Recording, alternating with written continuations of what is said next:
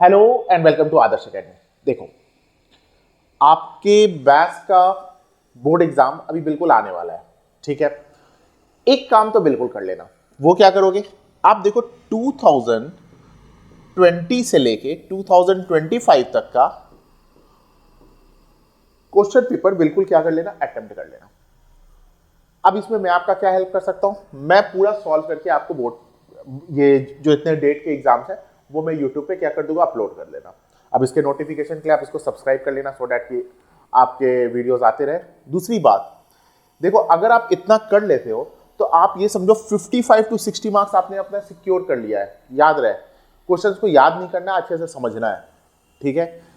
Video को देख लिया, क्वेश्चन को समझ लिया, खुद से क्वेश्चन पेपर उठाया और उसको सॉल्व कर दिया। पीडीएफ तो कहीं भी आप गूगल पर डालोगे आपको मिल ही जाता है, ठीक है। उस पीडीएफ को से क्या कर लिया, सॉल्व कर लिया।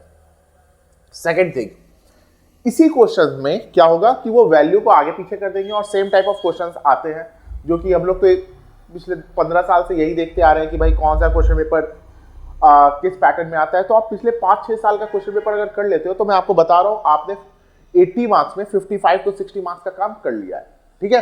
तो चलो एक बार 2025 का ये क्वेश्चन पेपर है, अच्छे से सॉल्व करते हैं। मोस्ट इंपॉर्टेंट एक बात समझ लो, जो मैं इस वीडियो में सिखाना चाहता हूं वो क्या है, मैं ये बच्चों का सुनता हूं कि वो बोलते हैं कि भाई मुझे आता तो था लेकिन टाइम नहीं बचा, टाइम मैनेज करना नहीं आता है। तो जब मैं ये क्वेश्चन सॉल्व करूंगा तो इस क्वेश्चन में मैं आपको समझाऊंगा कि भाई क्वेश्चंस को कैसे सॉल्व करना है, कैसे अटेम्प्ट करना है और कितना टाइम देना है।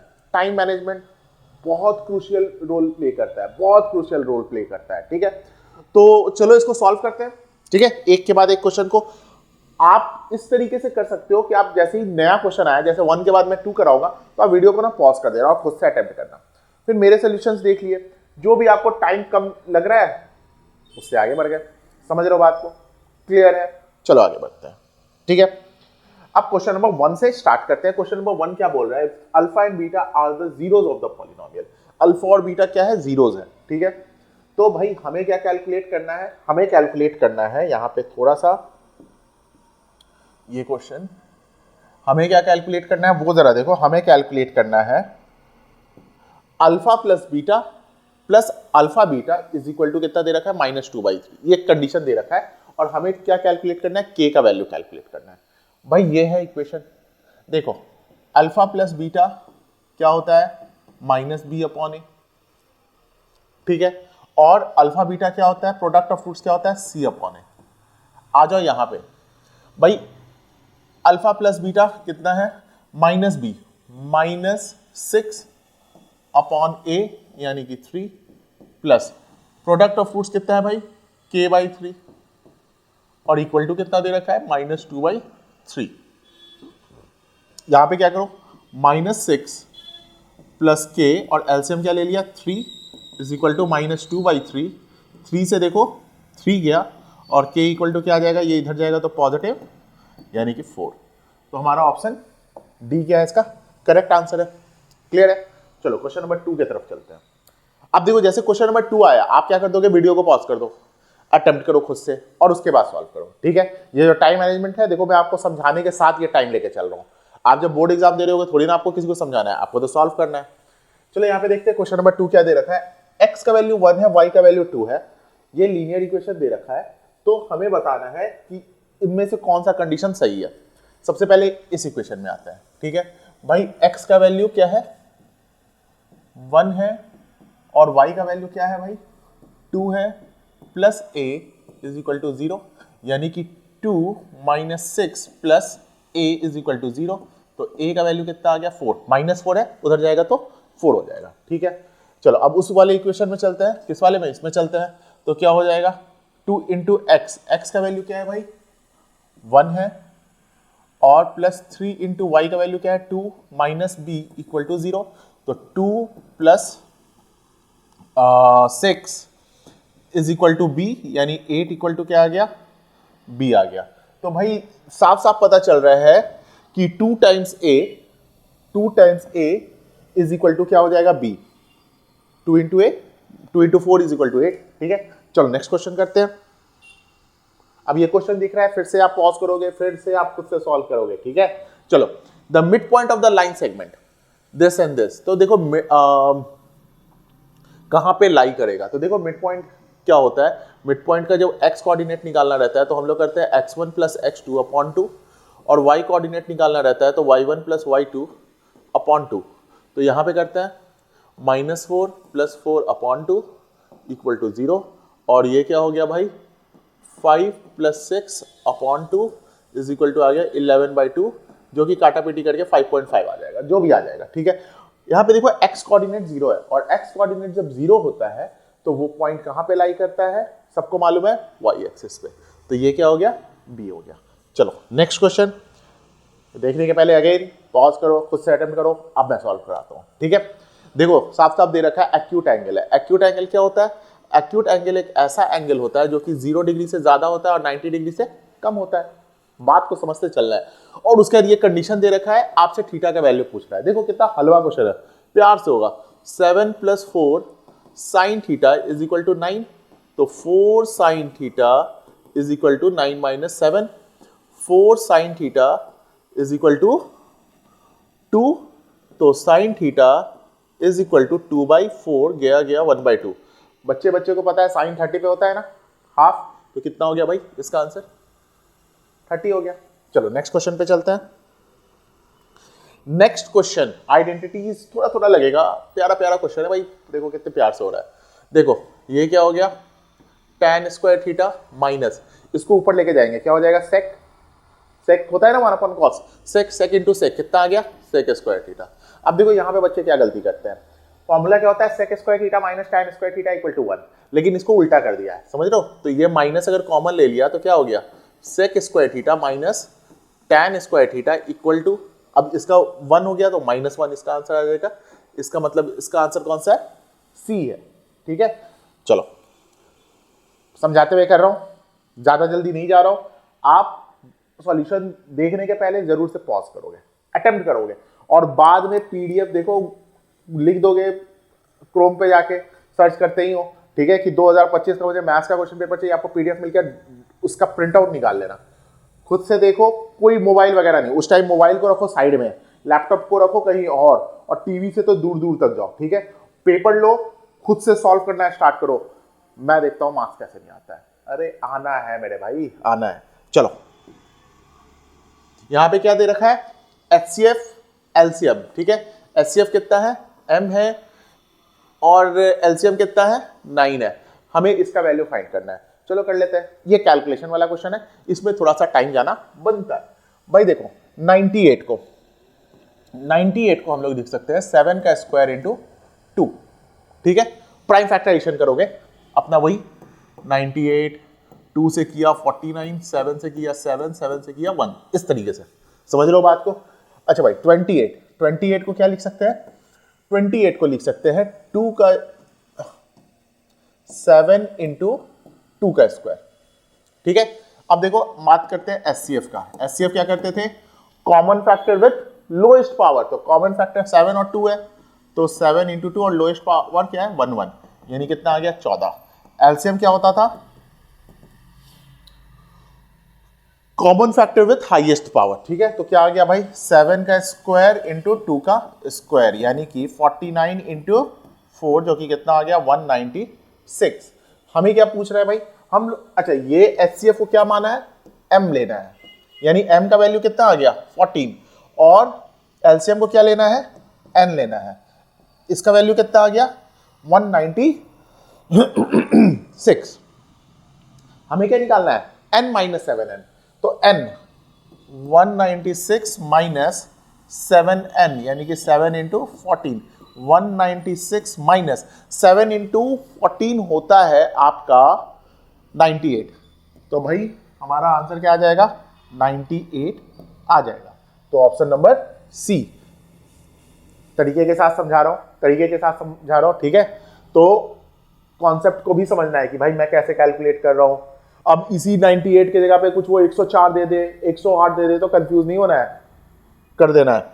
चलो question number 10, the tangent drawn at the extremities of the diameter. बेटा एक्सट्रीमिटीज अंग्रेजी है, ठीक है, तो जरा समझते हैं। ये हो गया, और इसका डायमीटर क्या हो गया, ये हो गया, इसका डायमीटर ये है।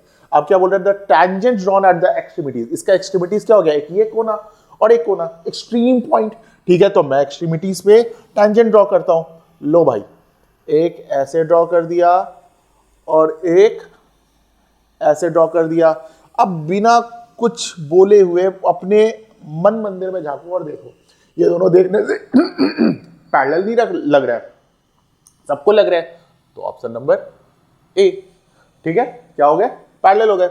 और वैसे थोड़ा 10th पॉइंट ऑफ व्यू से भी चलते हैं भाई, ये क्या हो गया 90 डिग्री, ये क्या हो गया 90 डिग्री, और 90 डिग्री है, तो ये क्या हो गया 180 हो गया इसका सम। और ये कब होता है, कोइंटियर में होता है, तो ये पैरेलल तो ऐसे भी है। चलो next question number 8, question number 8 करते हैं भाई। In triangle ABC and DEF दे रखा है, दो ट्राइंगल है, एक कौन सा है एबीसी है और एक डीईएफ है, तो कर लेते हैं हम लोग, दो ट्राइंगल बना लेते हैं। एक को कर देते हैं ए बी सी और एक को कर लेते हैं डी ई एफ। समझ रहे हो बात को? चलो भाई, बोल रहा है एंगल बी जो है वो एंगल ई के इक्वल है। बेटा यहां पे मैंने लगा दिया एक बड़ा डॉट, ये जो है वो इसके इक्वल है ना। और एंगल एफ जो है ये यहां पे मैं लगा रहा हूं क्रॉस, वो किसके इक्वल है, सी के इक्वल है। और ए बी जो है, देखो दो एंगल इक्वल है तो सिमिलर तो हो गया, सिमिलर तो हो गया। ए बी जो है वो 3DE के इक्वल है, तो मैं थोड़ा सा अपने कन्वीनियंस के लिए, भाई एमसीक्यू है ना, स्टेप तो दिखाना नहीं है, ठीक है। तो यहां पे देखो DE को मैंने मान लिया 1, तो देखो AB क्या हो गया 3 हो गया। समझ रहे हो, मतलब इनके साइड्स का, सिमिलर ट्रायंगल के साइड्स प्रोपोर्शनल होते हैं ना, इनके रेशियो क्या आ गए 1:3 आ गए। चलो then the two triangles are congruent तो हो नहीं सकता है क्योंकि साइड्स वाइज रेशियो में है, सिमिलर हो सकता है, तो क्या दे रखा है सिमिलर बट नॉट कॉन्ग्रुएंट। यहां पे नीदर कॉन्ग्रुएंट ये तो हटा दो, कॉन्ग्रुएंट हटा दो, कॉन्ग्रुएंट बट नॉट सिमिलर हटा दो। ठीक है भाई, तो क्या हो गया ऑप्शन नंबर डी। समझ रहे हो, कोई दिक्कत कहीं से भी कुछ हो तो कमेंट में डाल देना कि भाई ये दिक्कत है मुझे, मैं फिर से उस क्वेश्चन के लिए वीडियो बनाऊंगा। ठीक है, क्वेश्चन नंबर 9, गहरी बात है बेटा, समझ लो इसको बहुत अच्छे से। देखो नेगेटिव नंबर का जब पावर इवन होता है ना तो वो देता है पॉजिटिव नंबर, नेगेटिव नंबर का जब पावर ऑड होता है ना तो वो देता है नेगेटिव नंबर। और देखो मेरा रिजल्ट क्या आ रहा है 0 आ रहा है, तो ये क्या आ जाएगा, ये तो प्लस आ गया, इसका मतलब कि ये क्या होना चाहिए नेगेटिव होना चाहिए। और नेगेटिव के लिए मैंने क्या बताया ऑड पावर होना चाहिए। एनी पॉजिटिव इंटीजर हटाओ, एनी नेगेटिव हटाओ, इवन हटाओ, बचाओ क्या सी, तो हमारा क्या हो जाएगा सी हो जाएगा। समझ रहे हो, अच्छा कॉन्सेप्चुअल क्वेश्चन है, इसको हम लोग बोल सकते हैं कॉम्पिटेंसी बेस्ड। ये जो कॉम्पिटेंसी बेस्ड बोला जाता है ना कि आजकल क्वेश्चंस आ रहे हैं, इसे बोल सकते हैं कॉम्पिटेंसी बेस्ड। भाई यहां पे आईक्यू लेवल लग रहा है। ठीक है, चलो नेक्स्ट क्वेश्चन चलते हैं। Two polynomials are shown in the graph below. ठीक है, अच्छा मैं वही सोच रहा था कि ग्राफ का है, ग्राफ इधर है। ठीक है, ग्राफ किधर है, इधर है भाई, थोड़ा सा छोटा कर लेते हैं फिर आप लोग को बड़े आराम से दिखेगा। ठीक है, चलो two polynomials are shown in the graph below, below नहीं मतलब उधर। ठीक है, the number of distinct zeros of both the polynomial is. देखो भाई एक ग्राफ इसका लेते हैं, ठीक है, तो एक है दो है, और इसका भी लेते हैं तो एक है दो है, मतलब ये क्वाड्रेटिक इक्वेशन का ग्राफ है, ऑब्वियस सा बात है। तो क्वेश्चन क्या कह रहा है, the two polynomials are shown in the graph below, the number of distinct zeros of both the polynomial, the number of distinct zero of both the polynomials कितने हैं, तो भाई दोनों के कितने हैं, दो हैं, तो क्या हो जाएगा दो हो जाएगा। ठीक है, समझ रहे हो। चलो क्वेश्चन नंबर 11 क्या है भाई, if the sum of the first m term of the AP is given है। ठीक है, ये सम का है, then its second term is. देखो हमेशा याद रखना, एक अपना AP का फॉर्मूला होता है, क्या फॉर्मूला होता है क्लास में तो मैंने बहुत बता रखा है, बट अपने बच्चे यहाँ पे सारे हैं जो भी देख रहे हैं, देखो याद रखना A N is equal to होता है एस एन माइनस वन।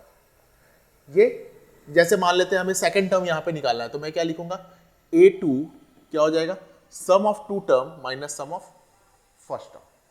समझ लो बात। तो भाई यहां पे क्या बोल रहा है, sum of the first m term, ठीक है। तो सबसे पहले सम ऑफ m टर्म का अगर मैं करूं सम ऑफ m टर्म का अगर मैं निकालूं, क्या है 2m स्क्वायर प्लस 3m, ठीक है। तो मैं सबसे पहले फर्स्ट टर्म का निकालता हूं। फर्स्ट टर्म का निकाला तो क्या आ गया, 2 इंटू वन का स्क्वायर प्लस 3 इंटू वन, कितना आ गया भाई, 2 प्लस 3 5 हो गया। S2 निकालता हूं। S2 क्या हो जाएगा, 2 इंटू टू का स्क्वायर प्लस 3 इंटू टू, कितना हो गया, 4 और 2 मल्टीप्लाई किया 8 प्लस 6 यानी कि 14। अब हमें सेकंड टर्म चाहिए ना, हमें क्या चाहिए, सेकंड टर्म चाहिए। तो सेकंड टर्म क्या हो जाएगा, S2 कितना आया 14 और S1 कितना आया, S1 आ गया हमारा 5, दोनों को माइनस कर दो, कितना आ रहा है 9। तो हमारा आंसर क्या हो जाएगा 9। अच्छा क्वेश्चन है, इसको बोल सकते हैं कॉम्पिटेंसी बेस्ड, ठीक है। अच्छा क्वेश्चन है, इसमें कुछ लॉजिक है, ठीक है। चलो क्वेश्चन नंबर 12 देखो, मोड और मीडियन दे रखा है, मोड और मीन दे रखा है, आपसे मीडियन पूछ रहा है, ठीक है। तो यहां पे देखो एक चीज याद रखो, क्या याद रखो, एक फॉर्मूला होता है, एनसीईआरटी में भी दे रखा है, और इससे क्वेश्चंस जनरली क्लास में लोग इसे इग्नोर कर देते हैं, बट ये बहुत ज्यादा ही इंपॉर्टेंट है। वो क्या है, mode plus 2 mean equal to क्या होता है, 3 मीडियन होता है। मोड में 2 अगर मीन को ऐड करते हैं तो 3 मीडियन के इक्वल आता है। तो भाई मोड क्या हो गया 15x, मीन क्या हो गया 18x, तो 18x को किससे मल्टीप्लाई करेंगे, 2 से, ठीक है। और इक्वल टू क्या आना चाहिए, 3 मीडियन आना चाहिए। तो यहां पे कर लो, ये कितना हो गया 15 और ये कितना हो गया 36। 15 प्लस 36 कितना होता है 51x is equal to 3 median. तो मीडियन इक्वल टू क्या आ जाएगा, मीडियन इक्वल टू आ जाएगा 51x अपॉन 3, इसके साथ काटा पीटी कर देंगे, कितना आ जाएगा 17x। तुम्हारा क्या बन गया 17x। अब देखो यहां पे ये वाला जो फॉर्मूला है ना, अगर आपको, अब देखो इसमें ना लोग बोलते हैं क्या कि लेवल बताओ इस क्वेश्चन का क्या है। अगर आपको ये फॉर्मूला आता है इजी लेवल है, अगर नहीं आता है तो डिफिकल्ट लेवल। समझ लो बात। तो मेरे लिए तो ये इजी टाइप ऑफ क्वेश्चंस है, आपको ये फॉर्मूला याद होना चाहिए। चलो क्वेश्चन नंबर 13। क्वेश्चन नंबर 13 को देखो क्या कह रहा है, ये कह रहा है आपका कि भाई अ card is selected at random from a deck of 52 cards. Total cards कितने होते हैं 52 कार्ड्स होते हैं, ठीक है। और the probability of being a red face card, red colour का फेस कार्ड होना चाहिए। तो याद रखो कि एक मतलब कि अगर 52 कार्ड्स हैं, 52 कार्ड्स में कितने हो गए भाई, रेड के 26 हो गए और ब्लैक के 26 हो गए। इसमें 13 का 2 ग्रुप होगा, कौन कौन सा होगा, डायमंड और हार्ट होगा। तो एक ग्रुप में 3 फेस कार्ड होते हैं, ध्यान रखना है। एक ग्रुप में कितने होते हैं, 3 फेस कार्ड होते हैं, 9 नंबर कार्ड होते हैं और एक एस होता है, ठीक है। तो देखो 2 ग्रुप में, रेड कलर का बोल रहा है ना, 2 ग्रुप में कितने फेस कार्ड हो गए 6 और टोटल कितने हो गए 52, यानी कि काटा तो कितने आ गए 3/26। तो इसका ऑप्शन डी इज द, ठीक है, करेक्ट ऑप्शन इसका क्या रहेगा, डी रहेगा। चलो क्वेश्चन नंबर 14 पे आते हैं। देखो यहां पे मैं तुम्हें एमसीक्यू है तो रफली बता रहा हूं, समझा रहा हूं लेकिन रफली बता रहा हूं, क्योंकि आपको यहां पे स्टेपिंग नहीं दिखाना है। जो क्वेश्चन स्टेप्स वाले आएंगे वो मैं स्टेपिंग करके भी दिखाऊंगा, ठीक है। तो प्योरली मैं आपको ये बता रहा हूं कि आप बोर्ड के पेपर को कैसे अटेम्प्ट करोगे। चलो, which of the following is a rational number between 3 and 5। तो देखो यहां पे बहुत ही सिंपल सा बात है कि रूट अगर मैं 3 का बात करूं तो देखो अप्रोक्सीमेट ना 1.732 आता है, सबको मालूम है, ठीक है। और अगर मैं रूट 5 का बात करूं तो ये आता है 2.326 समथिंग समथिंग समथिंग आगे आएगा, ठीक है। अब देखो यहां पे समझना क्या है, ये 1.7 है और ये 1.414 है, ये तो छोटा है तो इसको तो हटा ही दो। वैसे तो आंसर दिख गया आपको, लेकिन मैं एलिमिनेट करके भी दिखा देता हूं। ये 2.326666 इससे ना बड़ा वैल्यू आ जाएगा, ठीक है। और अगर मैं इसका बात करूं तो ये क्या है 3.14 है, तो इसको भी हटा दो, तो आपका करेक्ट आंसर क्या हो जाएगा, ऑप्शन नंबर डी। समझ रहे हो, क्लियर है। Next question number 15, if a sector of circle has a area 40 पाई। चलो भाई 40 पाई दे रखा है, तो मैं सबसे पहले एक सर्कल बनाया और इसका ये जो एरिया है ये कितना दे रखा है 40 पाई। सबसे पहली बात है, अगर ये 40 पाई दे रखा है, ध्यान से समझना, अगर ये कितना दे रखा है 40 पाई दे रखा है, तो इसका फॉर्मूला क्या होता है, theta upon 360 pi r square. देखो थीटा भी दे रखा है, थीटा कितना दे रखा है 72, तो थीटा कितना दे रखा है भाई 72 दे रखा है। अब आपसे क्या पूछ रहा है, रेडियस पूछ रहा है, तो ठीक है भाई, पाई से पाई मेरा कैंसिल हो गया, 72 देखो 5 टाइम्स में गया, इसको उठा के इधर लेके आओ, तो कितना आ गया 200 is equal to r square, तो 10√2 इज इक्वल टू आर। तो हमारा आंसर क्या आ जाएगा, ऑप्शन नंबर डी। देख लो इजी क्वेश्चन कितना है, बहुत इजी क्वेश्चन है, मैं बार बार बोल रहा हूं, अगर आप 2020 से लेकर 2025 तक का क्वेश्चन पेपर सॉल्व कर देते हो, आप 55 प्लस डायरेक्ट उसी टाइप के क्वेश्चंस आने हैं, आप उसके एलिजिबल हो चुके हो कि भाई इतना मार्क्स तो कोई नहीं लेके आपका ले सकता है भाई इन द गिवन फिगर। ठीक है, फिगर क्या है, अच्छा वहां पे in the given figure PA is a tangent. भाई पीए क्या है, यहां पे देखना, पीए जो है ये वाला, ये क्या है, टैंजेंट है। अच्छा अगर नहीं नजर आ रहा है तो मैं उसको बड़ा कर दे रहा हूं, अब मेरे ख्याल से नजर आ रहा होगा। और हम लोग से पूछ क्या रहा है, एपीओ, एपीओ निकालना है। ठीक है, तो देखो भाई रेडियस और टैंजेंट का कितना होता है 90 डिग्री होता है। ठीक है, और exterior angle property, exterior angle property क्या बोलता है कि ये जो एक्सटीरियर एंगल है इसको x मान लिया, एपीओ जो निकालना है, तो इन दोनों का सम कितना होना चाहिए 115, यानी कि x प्लस 90 इक्वल टू 150, तो x इक्वल टू कितना आ जाएगा 150 माइनस 90, जो कि कितना होता है 25। तो यहां पे देखना जरूर एक ऑप्शन तो होना चाहिए 25 का, जो कि है हमारा करेक्ट आंसर। समझ रहे हो बात को, समझ रहे हो, ठीक है भाई, 25 क्या हो गया हमारा करेक्ट आंसर हो गया। नेक्स्ट क्वेश्चन की तरफ बढ़ते हैं। A kite is flying at a height of 150। भाई एक काइट है, ठीक है, तो चलो हम लोग ये ले लिया, अपना बेस ले लिया, और काइट जो है वो यहां पे है,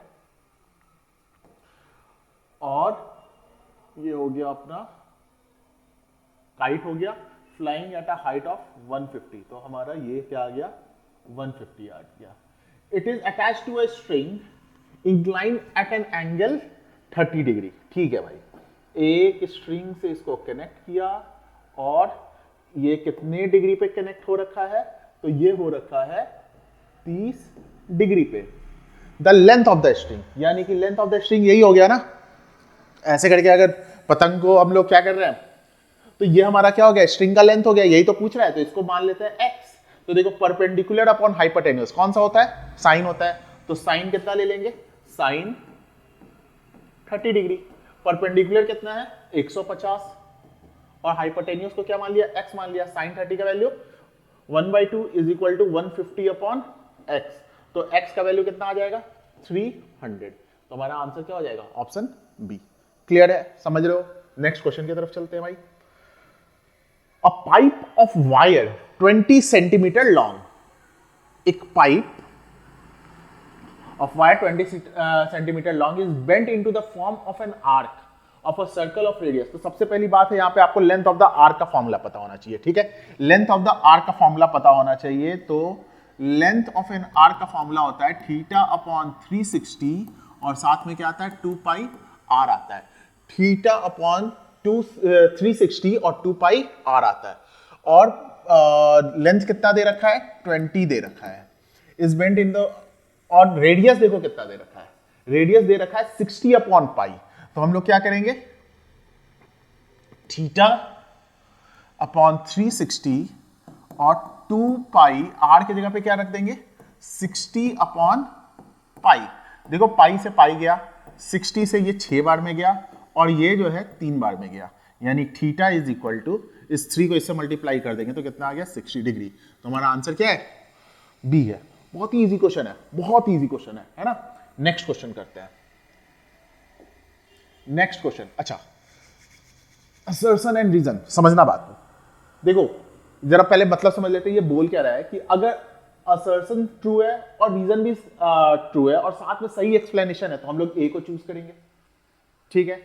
असर्शन सही है, रीजन भी सही है, लेकिन सही एक्सप्लेनेशन नहीं है तो हम लोग बी को चूज करेंगे। समझ लो बात। असर्शन सही है और रीजन गलत है तो हम लोग सी को, और असर्शन गलत है और रीजन सही है तो फिर डी को, ठीक है। वैसे इतना अभी हाफ ईयरली वगैरह प्री बोर्ड वगैरह दे दी होगी, ये बात पता होगा, फिर मेरा काम था बताना, मैंने आपको बता दिया। The probability of selecting a number at random from the numbers 1 to 20 is 1। देखो 1 से 20 तक में मैं कोई भी एक नंबर को चूज कर रहा हूं तो मेरा प्रोबेबिलिटी क्या होना चाहिए, कोई भी एक नंबर को चूज कर रहा हूं 1/20 होना चाहिए, ना कि 1 होना चाहिए। तो ये तो देखो गलत है, समझ लो बात। अच्छा, for any event E if probability equal to 1 then E is called sure event. हाँ ये ट्रू है, ये ट्रू है, मतलब कि अगर ये आपने पढ़ा भी होगा कि प्रोबेबिलिटी जो होता है वो 1 से छोटा और 0 से ज्यादा होता है। अगर 0 के इक्वल हो गया इसका मतलब होता है कि वो इम्पॉसिबल इवेंट है, और अगर 1 हो गया तो वो होता है श्योर इवेंट है कि वो होना ही होना है। तो भाई रीजन तो सही है लेकिन असर्शन गलत है, तो assertion is false but reason is सही, तो इसका क्या हो जाएगा, डी ऑप्शन हो जाएगा। क्वेश्चंस बहुत ही प्यारे प्यारे से हैं भाई। Next question number 20, if we join two hemisphere of same radius along their bases then we get a sphere। Obvious बात है, दो हेमिस्फीयर है और दोनों का क्या है, सेम रेडियस है। अगर मैं उसको ज्वाइन कर रहा हूं तो हमें क्या मिलेगा, एक स्फीयर मिलेगा। Total surface area of a sphere of radius r is 3 pi r square. देखो total surface area of hemisphere होता है 3 pi r स्क्वायर, ठीक है। यानी कि इसका असर्शन तो सही है लेकिन रीजन क्या है, गलत है। असर्शन तो सही है लेकिन रीजन क्या है, गलत है। तो हम लोग ऑप्शन कौन सा लगा देंगे, ऑप्शन सी। यहां तक तो समझ रहा हूं, है ना, क्लियर है। चलो सेक्शन बी की तरफ चलते हैं। देखो इस क्वेश्चन में क्या है, समझना है कि दो पार्ट है, ठीक है। तो मैं तो आपको एनालिसिस करवा रहा हूं तो मैं दोनों पार्ट करवाऊंगा, ठीक है। एग्जाम में आपको ऐसा नहीं करना होता है, बट मैं आपको दोनों पार्ट कराऊंगा। और बहुत ही सिंपल सा क्वेश्चन है, बट स्टेपिंग का ध्यान रखना, ठीक है। इधर मैं पार्ट ए करवा देता हूं और इधर मैं पार्ट बी करवा दूंगा। देखो क्वेश्चन क्या है, क्वेश्चन है कि भाई x cos a, x cos 60, sorry ए मैं बोल रहा था 60, ठीक है। अच्छा ये क्वेश्चन करने के पहले भी फंडा अपना जो है उसे याद रखना है कि क्वेश्चंस को देखते के साथ पॉज, खुद से अटेम्प्ट करो, आंसर को मैच कर लो, ठीक है। चलो plus y cos 0 degree plus sine 30 degree minus cot 45 equal to 5 दिया हुआ है, ठीक है भाई। x cos 60 कितना है, 1/2 प्लस y cos 0 का वैल्यू कितना होता है, 1, साइन 30 का वैल्यू कितना होता है, 1/2, और माइनस कॉट 45 का वैल्यू क्या है, 1 इक्वल टू 5। अच्छा अब जस्ट यहां पे क्या कर रहे हैं वो जरा देखो, मैं एलसीएम ले रहा हूं। एलसीएम लिया तो 2 आ गया, ये क्या हो गया, x plus 2y plus 1 minus 2 equal to 5। अब देखो यहां पे ये जो है क्या कहते हैं, इसको आगे सॉल्व करेंगे तो क्या हो जाएगा, x plus 2y plus 1 minus 2 minus 1, और ये 2 इसके साथ मल्टीप्लाई होगा तो कितना हो जाएगा, 10, यानी कि x plus 2y equal to कितना हो गया, 11। समझ रहे हो। चलो अब मतलब कि पार्ट ए का क्या हो गया, 11 आंसर हो गया। अब पार्ट बी करता हूं मैं, ठीक है।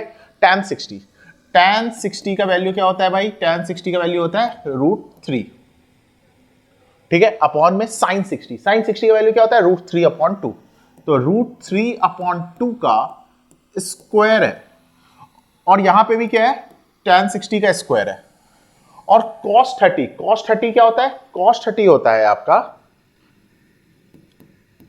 √3/2 का स्क्वायर। ठीक है भाई, ये कितना हो गया? 3 हो गया अपॉन, ये हो गया आपका 3/4 प्लस 3/4। 3 ऊपर है और नीचे एलसीएम लेंगे 4, तो 3 + 3 कितना हो गया? 6 हो गया। ये गया इससे 3/2। ये देखो 3 से गया और इस 2 को ऊपर लेके गए तो कितना आ गया? 2 आ गया। ठीक है, तो ये हो गया इसका सोल्यूशन। Question number 22। देखो भाई, क्वेश्चन नंबर 22 में देखते हैं, find the zeros of the polynomial. Polynomial दिया हुआ है, हमें क्या करना है? इसका मिड टर्म स्प्लिट या फिर डी वाले मेथड, किसी से भी इसका 2 रूट्स निकाल देना है। देखो कितना सिंपल क्वेश्चन आ रहा है ना। यहां पे क्या किया भाई, पॉलिनोमियल जो है वो क्या है? फ्रैक्शन में है, तो पहले मैं 3 को ले लिया। ठीक है, और ये हो गया हमारा x² 3x² plus 4x minus 4। तो इसको मैं लिख सकता हूँ 1/3 ले लिया, और इसको मैं लिख सकता हूँ 3x² प्लस 4x माइनस 4। देखो मल्टीप्लाई आगे पीछे का देखते हैं, तो 3x और 4 12, और प्लस माइनस करके 4x लाना है, यानी 6 2 जा। ठीक है, तो ये क्या हो जाएगा? 1/3 3x² प्लस 12x बोल रहा हूँ, plus 6x minus 2x minus 4। 1/3 3x को लिया कॉमन, तो क्या आ गया? x + 2 माइनस 2 लिया, x + 2, और यहां से 1/3 3x माइनस 2 और x + 2। यानी कि अब मैं इसको क्या करूंगा? 0 के इक्वल करूंगा, तो 3x माइनस 2 इक्वल टू 0 और x + 2 इक्वल टू 0। तो मेरा आ गया x इक्वल टू 2/3 और -2। क्लियर है? समझ रहे हो? ठीक है, बहुत ही नॉर्मल सा क्वेश्चन था। Question number 23।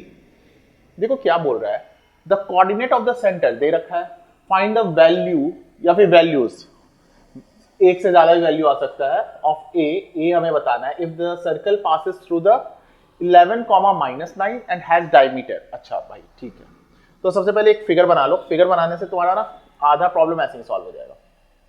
देखो ये अपना सेंटर है, ठीक है, और सेंटर का कोऑर्डिनेट क्या है भाई? सेंटर का कोऑर्डिनेट है 2a, a-7। यहां से क्या हो गया? ये रेडियस है। रेडियस का लेंथ क्या है? देखो ये डायमीटर का लेंथ है 10√2, तो रेडियस कितना हो जाएगा? 5√2। ठीक है, और यहां पे जो पॉइंट है उसको क्या मान लिया मैंने?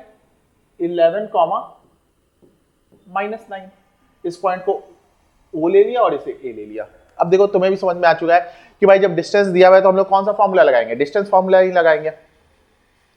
तो अगर OA को देखा जाए तो OA इक्वल टू क्या हो जाएगा? x2 माइनस, डिस्टेंस फॉर्मूला क्या होता है? x2 - x1 plus y2 - y1, अब x2 - x1 का whole square plus y2 - y1 का होल स्क्वायर। तो यहां पे लगाते हैं भाई, देखो x2 2a -11 का होल स्क्वायर प्लस a -7 -9 का होल स्क्वायर, और ये क्या होना चाहिए? अंडर रूट में होना चाहिए। तो अंडर रूट देखने में अच्छा नहीं लग रहा है मुझे, तो मैं क्या कर रहा हूं? स्क्वायरिंग ऑन बोथ साइड कर दूंगा। पहले तो OA का वैल्यू डाला, क्या आ गया भाई? 5√2 आया, और इसका क्या कर दिया? स्क्वायर कर दिया, तो इधर से भी हटा दिया। अब इसका अगर स्क्वायर हटा दिया तो अब क्या आ गया? 2a -11 का होल स्क्वायर प्लस, ये देखो माइनस माइनस प्लस हो गया है ना, तो ये हो गया 16।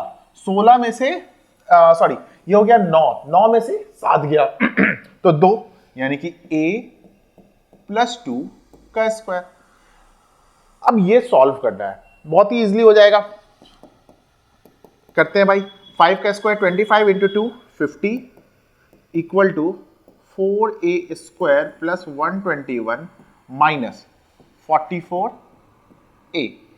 इसको करेंगे तो क्या हो जाएगा?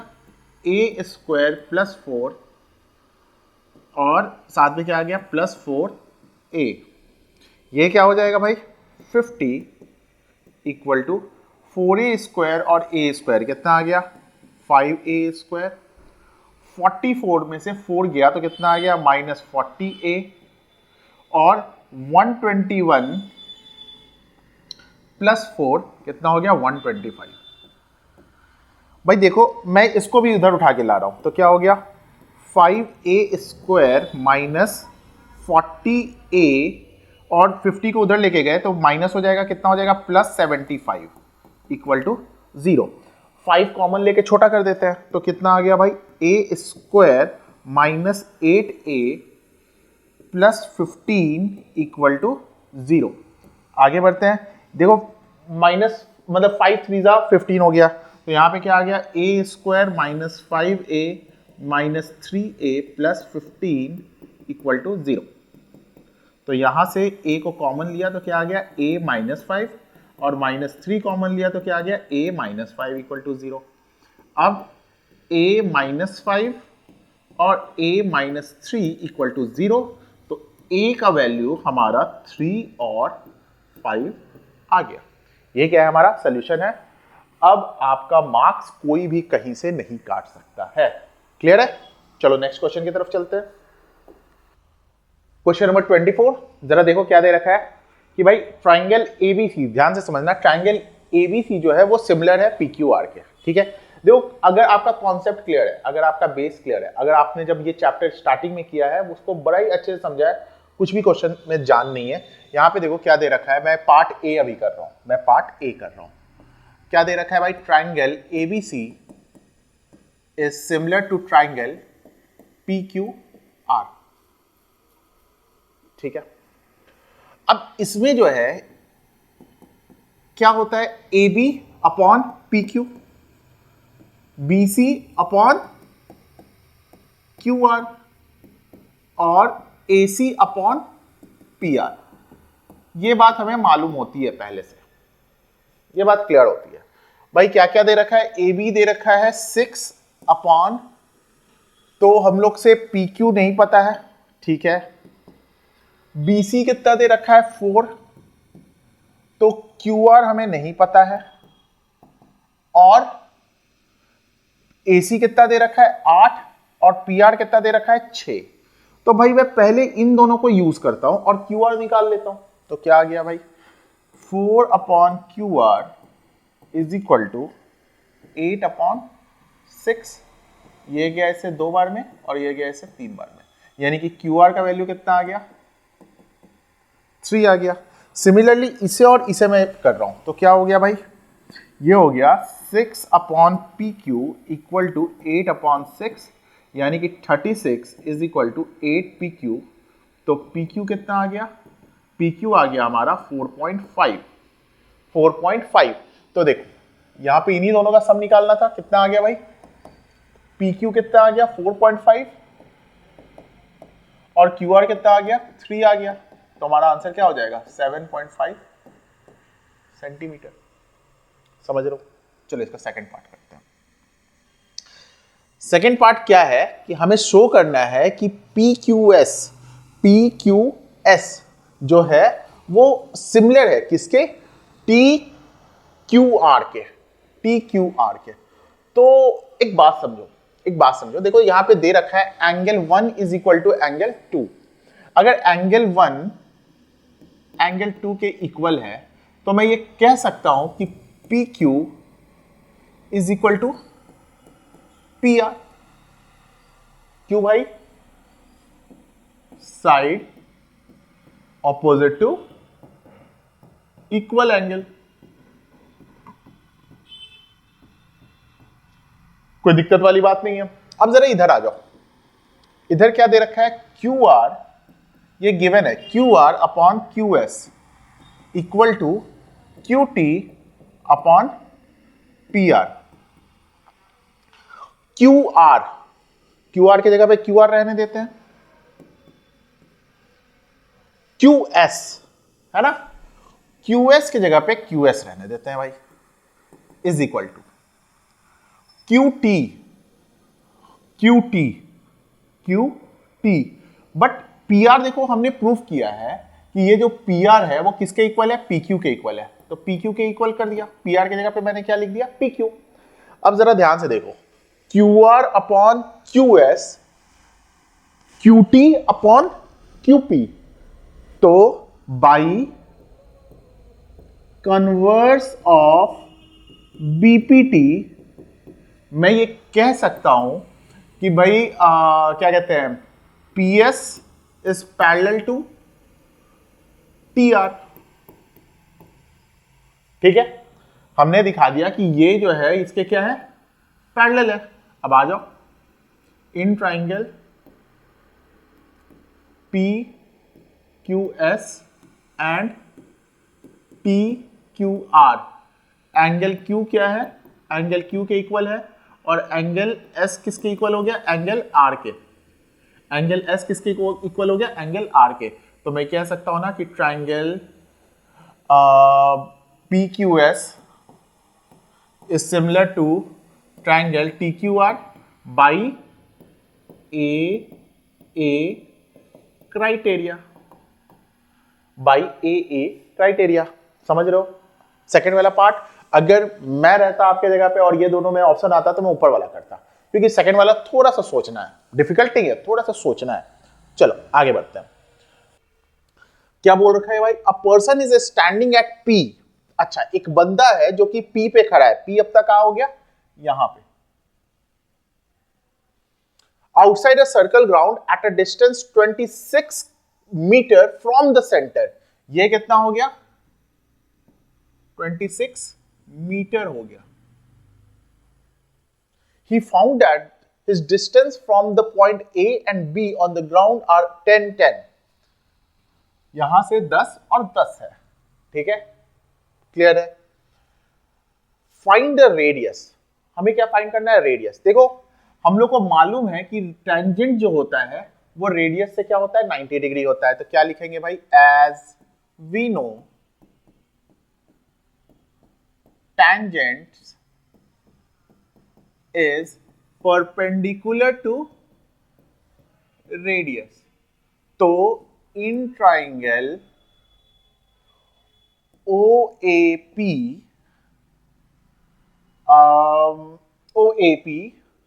OP का square is equal to PA का स्क्वायर प्लस OA का स्क्वायर। कैसे हुआ भाई, बाई पाइथागोरस थ्योरम। कोई दिक्कत नहीं है। तो फिर OP का स्क्वायर इज व्हाट, 26 का square is equal to PA 10 का स्क्वायर, और ये क्या है हमारा, रेडियस का स्क्वायर।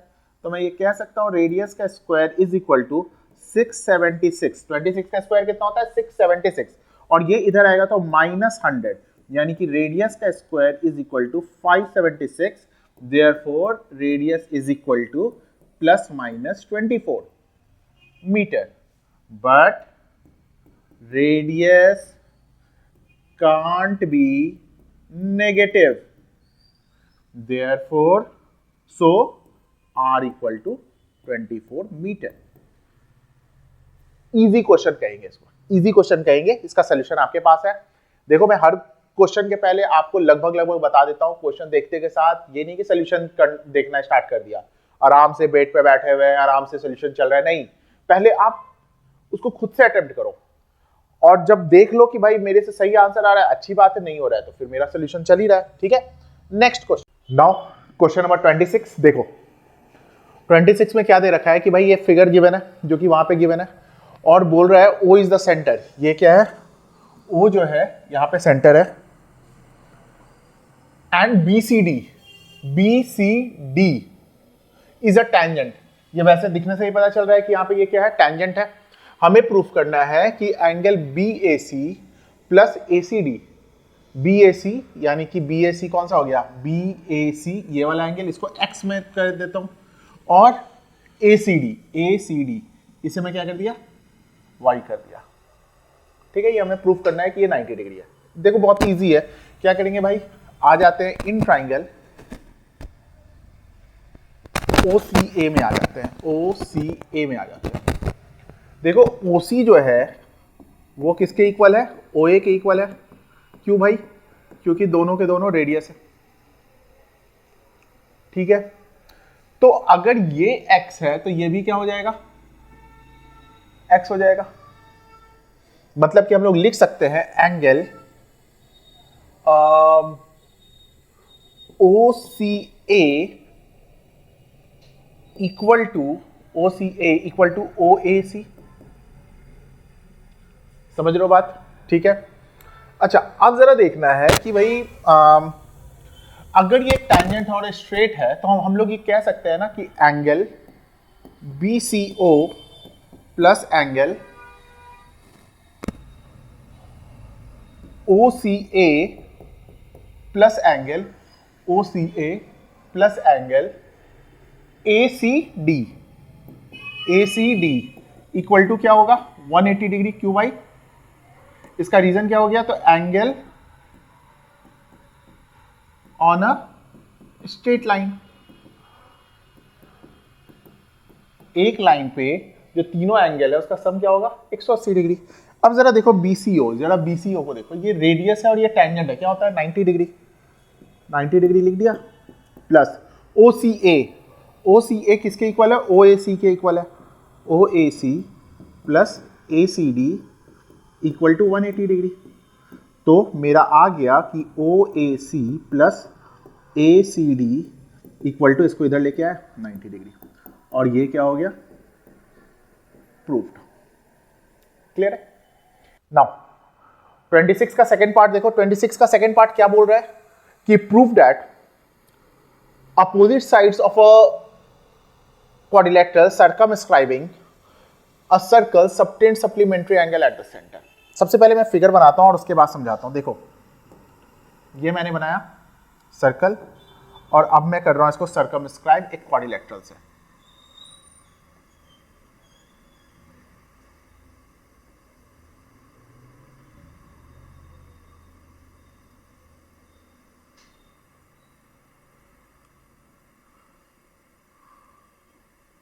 ठीक है, इस क्वाड्रिलेटरल का नाम दे देता हूं ABCD। मैंने इसका नाम दे दिया। ठीक है, अब जरा समझो, कह रहा है अगर इसको क्या मान लिया मैंने? सेंटर। अब देखो यहां से ना अपोजिट साइड्स को ऐड किया मैंने एक यहां पे लेके गया और एक यहां पे लेके गया। सबसे पहली बात, आप ये नहीं मानोगे कि ये एक स्ट्रेट लाइन है। स्ट्रेट लाइन जैसा लग रहा है बट ये स्ट्रेट लाइन नहीं है। ठीक है, हमें प्रूफ करना है कि ये वाला एंगल और ये वाला एंगल का सम कितना है? 180 डिग्री है। तो सबसे पहले क्या लिखेंगे? To proof angle AOB is equal to COD। अब प्रूफ पे आते हैं। एक काम करो, क्या करोगे कि आप यहां पे 4 परपेंडिकुलर ड्रॉ करो। एक तो ये हो गया, 2, 3 और 4, और इसका नेमिंग कर देते हैं EFGH।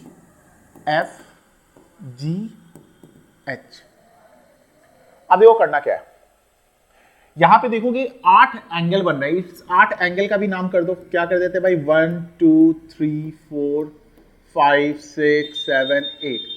मैंने 8वें एंगल का नाम भी कर दिया। अच्छे से समझना, एक बार समझ गए फिर पक्का ऐसा क्वेश्चन आ गया तो आप स्कोर कर लोगे। ठीक है भाई, देखो मैं चल रहा हूं इस ट्राइंगल में, DOH में और DOE में। तो मैंने लिया in triangle DOH and triangle DOE। मैंने लिया भाई OH इज इक्वल टू क्या हो जाएगा? OE। क्यों है? दोनों के दोनों रेडियस है, ये और ये क्या है? रेडियस है। इसके DH is equal to HE। क्यों? Tangent from outside a circle are equal. उसके बाद हम लोग लेके चले गए क्या? OD इक्वल है। तो OD जो है वो OD के इक्वल है। मतलब कि क्या मैंने ले लिया भाई? ये कॉमन ले लिया। तो मैं ये कह सकता हूं कि triangle HOD is congruent to triangle EOD। और कैसे? तो बाई SSS। अब बहुत इजी से हो रहा है, ठीक है।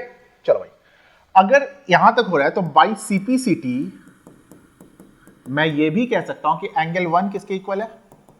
2 के इक्वल है। अब देखो सिमिलरली कर दो, 3 किसके इक्वल होगा? 4 के। पहले लिख लो सिमिलरली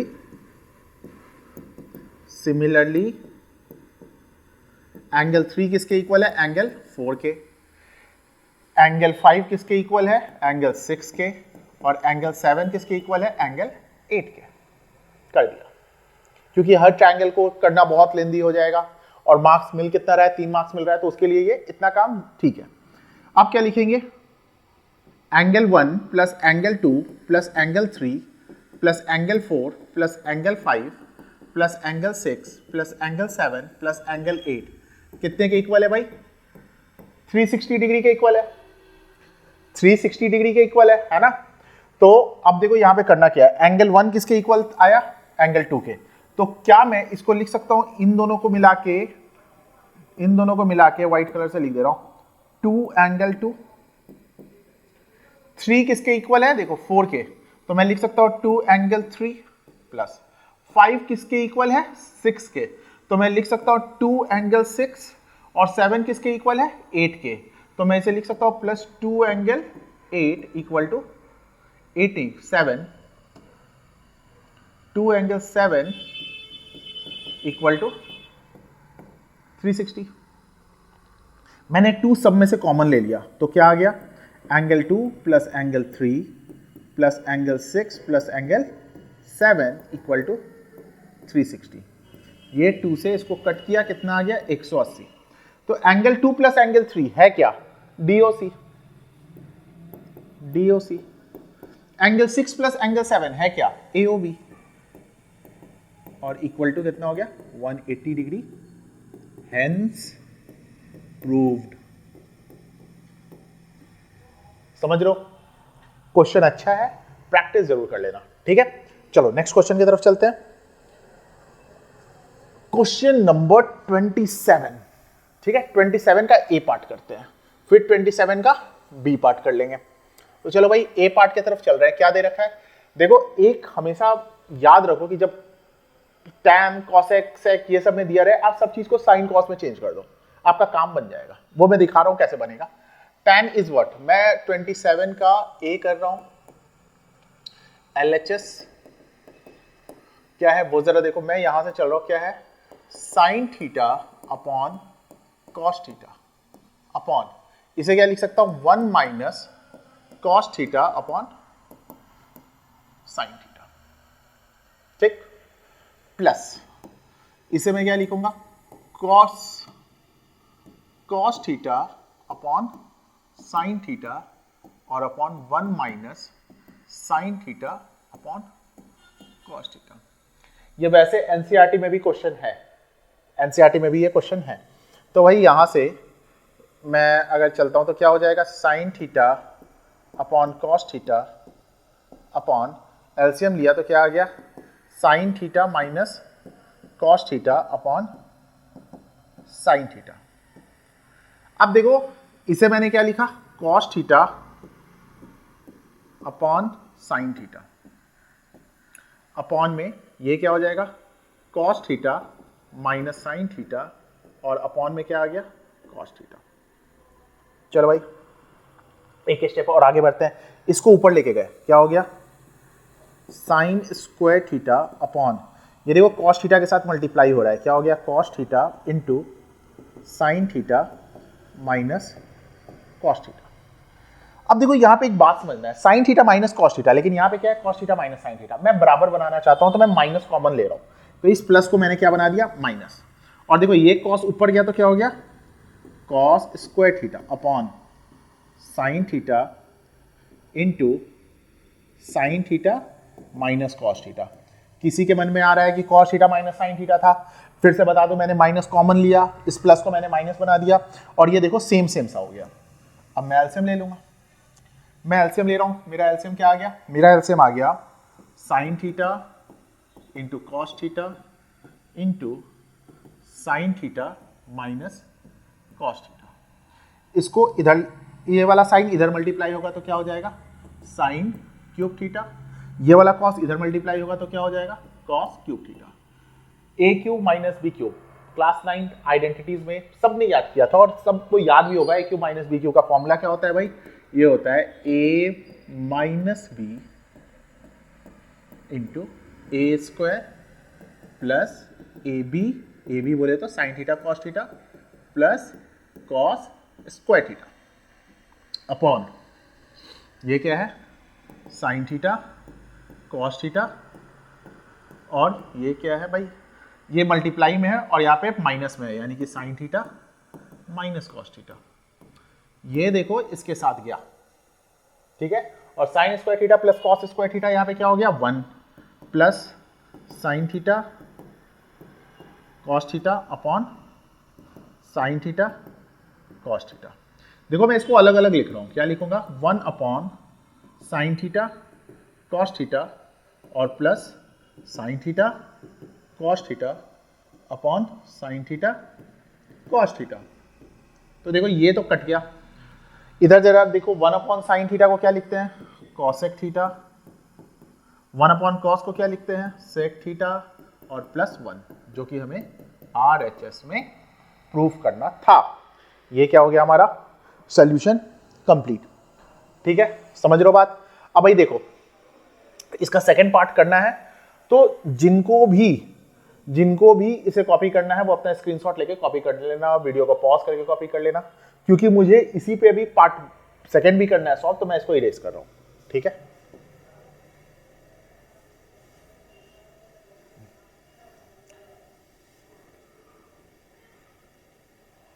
भाई अब आते हैं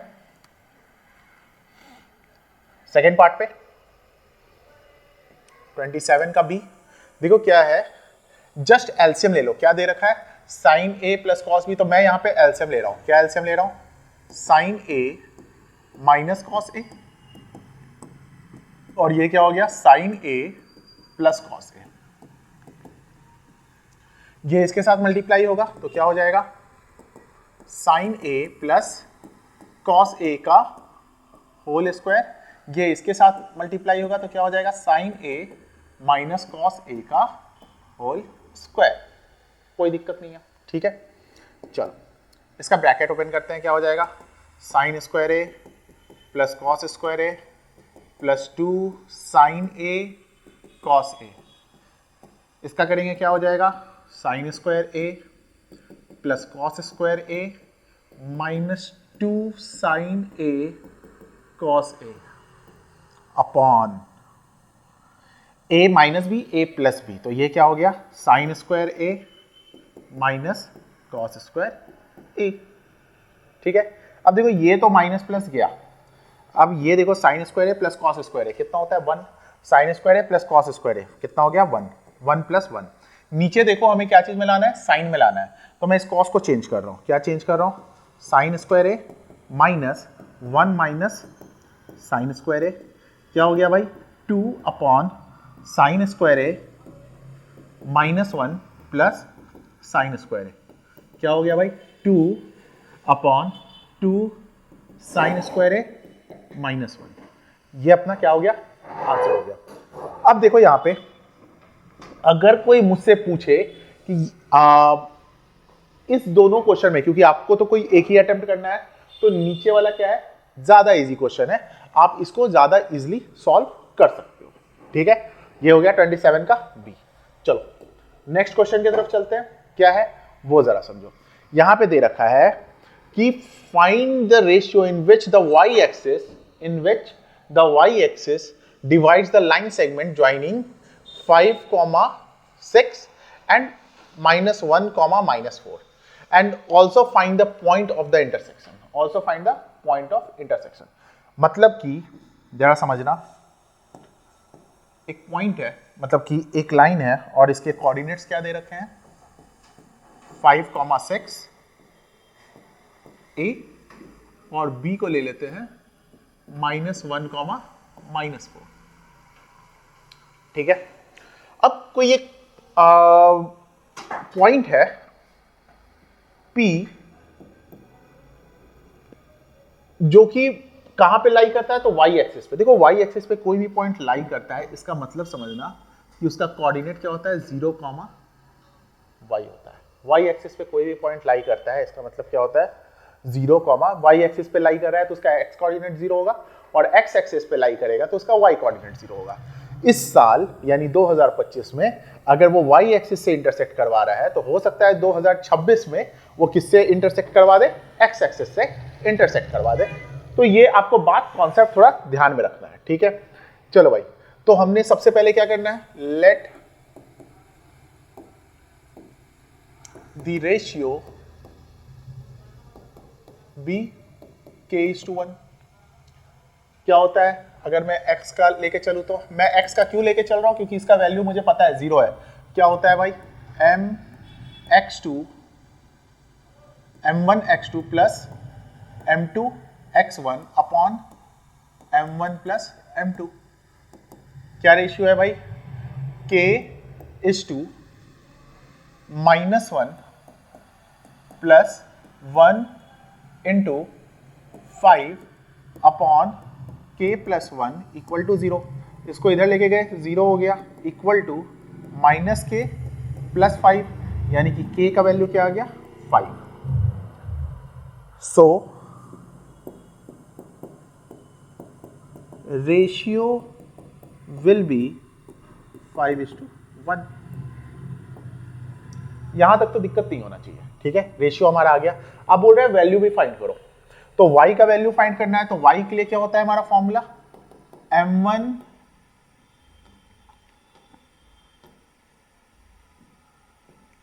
m1y2 plus m2y1 upon m1 m2।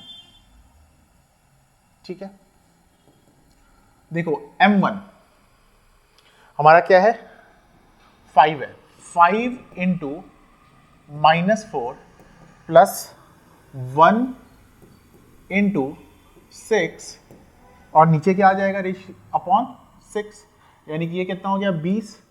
20 में से 6 गया तो कितना आ गया, -14 अपॉन 6, यानी कि -7, 3। तो क्या लिखेंगे, पॉइंट विल बी 0, -7, 3। तो ये क्या है, हमारा क्वेश्चन नंबर 28 का सॉल्यूशन है। ठीक है, 29 क्या है, prove that 1/√5 is an irrational number. ये क्वेश्चन तो मैं ये कहता हूं कि आप इसको याद ही कर लो, क्योंकि ये डायरेक्ट ऐसा आएगा, √5 आ जाएगा, √3 आ जाएगा, हर साल का है ये, हर साल आता है। तो ये तो मतलब समझ लो एक फिक्स पैटर्न है, और आप इस पे मास्टरी करके 2-3 मार्क्स, 3 मार्क्स एटलीस्ट अपना सिक्योर कर लेते हो। यहां से 3 मार्क्स मेरे आने हैं, करना कुछ भी नहीं है। देखो, इर्रेशनल नंबर बोल रहा है, हमने ये पढ़ रखा है, नंबर 2 तरह का होता है, रैशनल होता है या फिर इर्रेशनल होता है।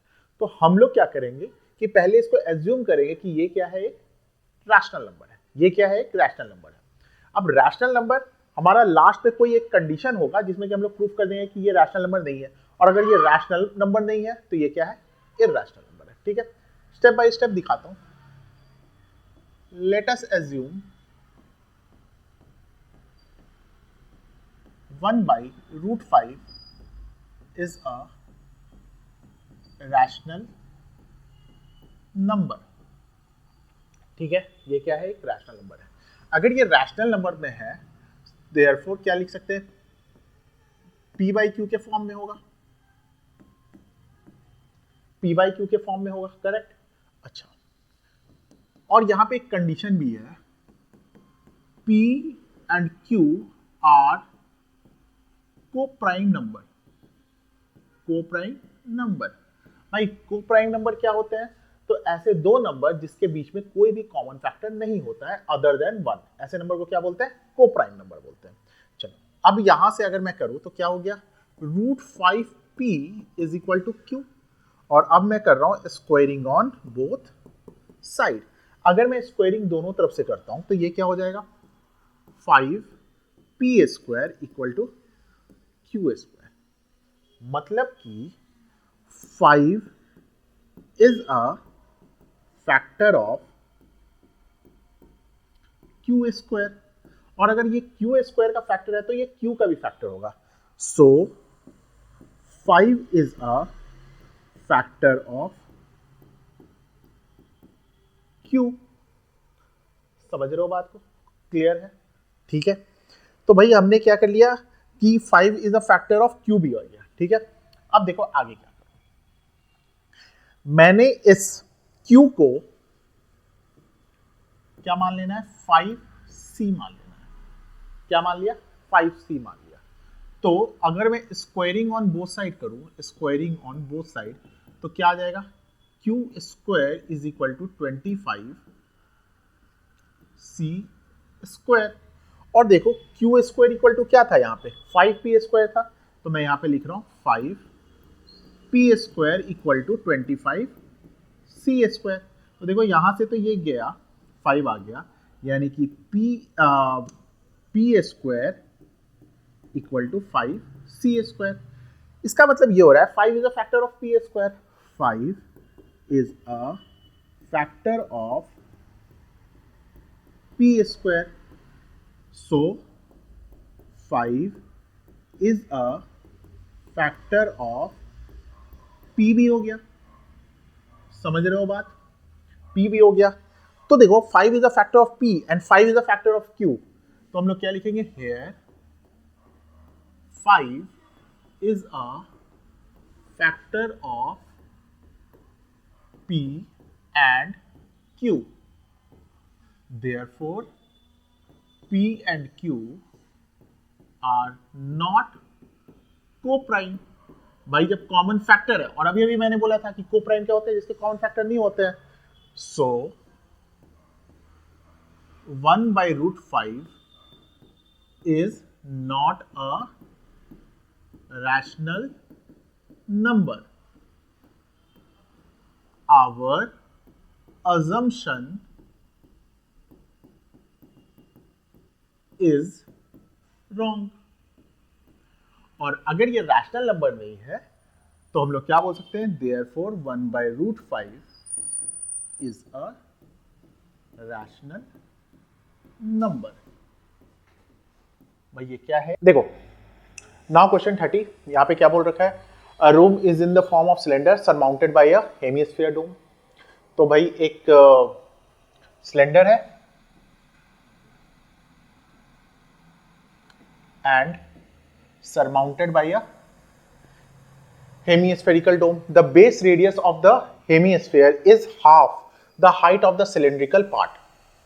जो बेस रेडियस है वो क्या है, हाफ है।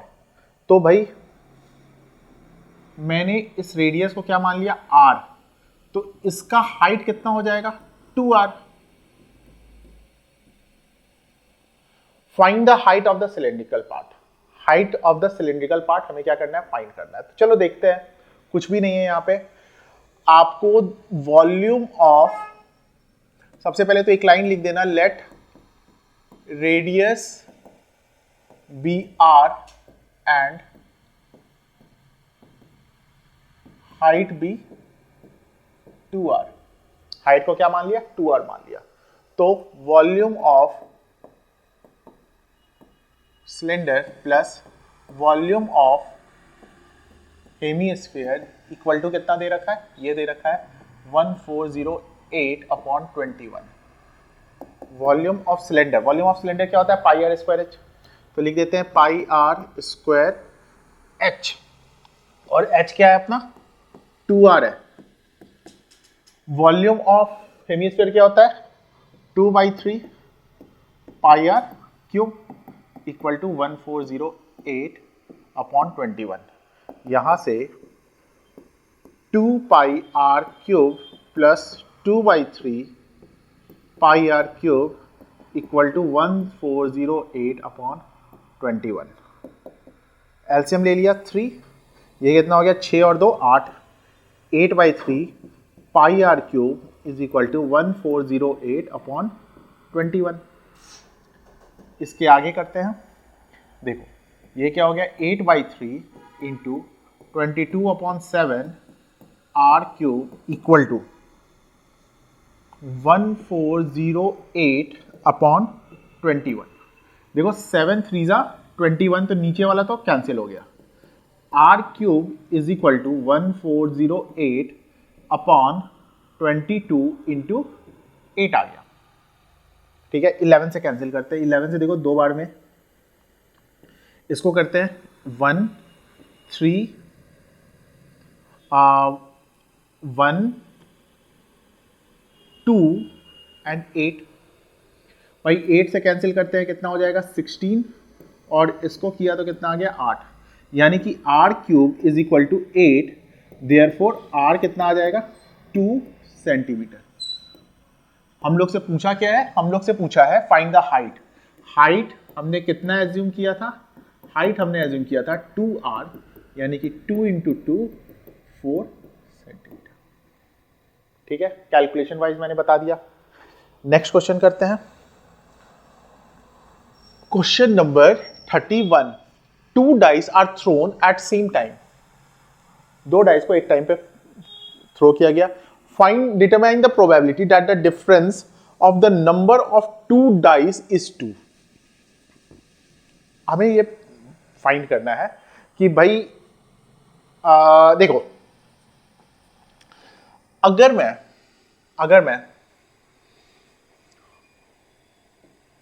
सैंपल स्पेस पे आता हूं, सैंपल स्पेस पे यानी टोटल आउटकम्स, ठीक है, तो टोटल आउटकम्स कितने हो जाएगा भाई 36 हो जाएगा, है ना।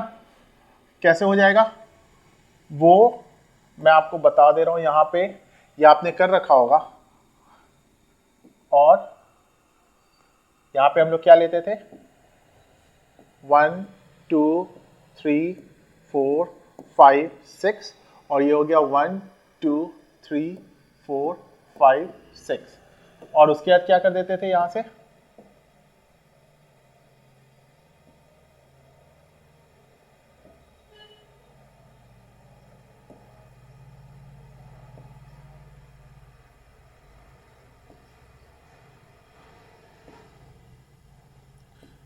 इस तरीके से क्या कर लेते थे, आउटकम कैलकुलेट करते थे।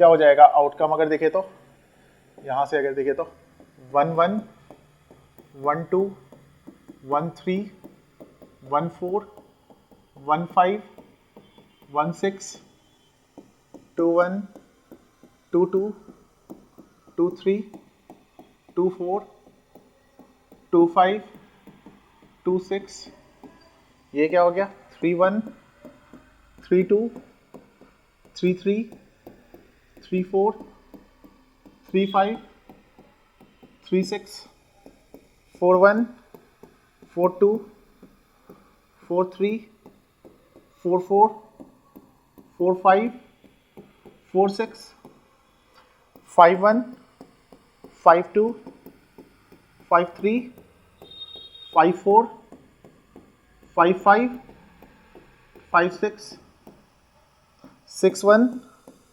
6 2 6 3 6 4 6 5 एंड 6 6। ये क्या हो गया टोटल आउटकम हो गया। अरे desired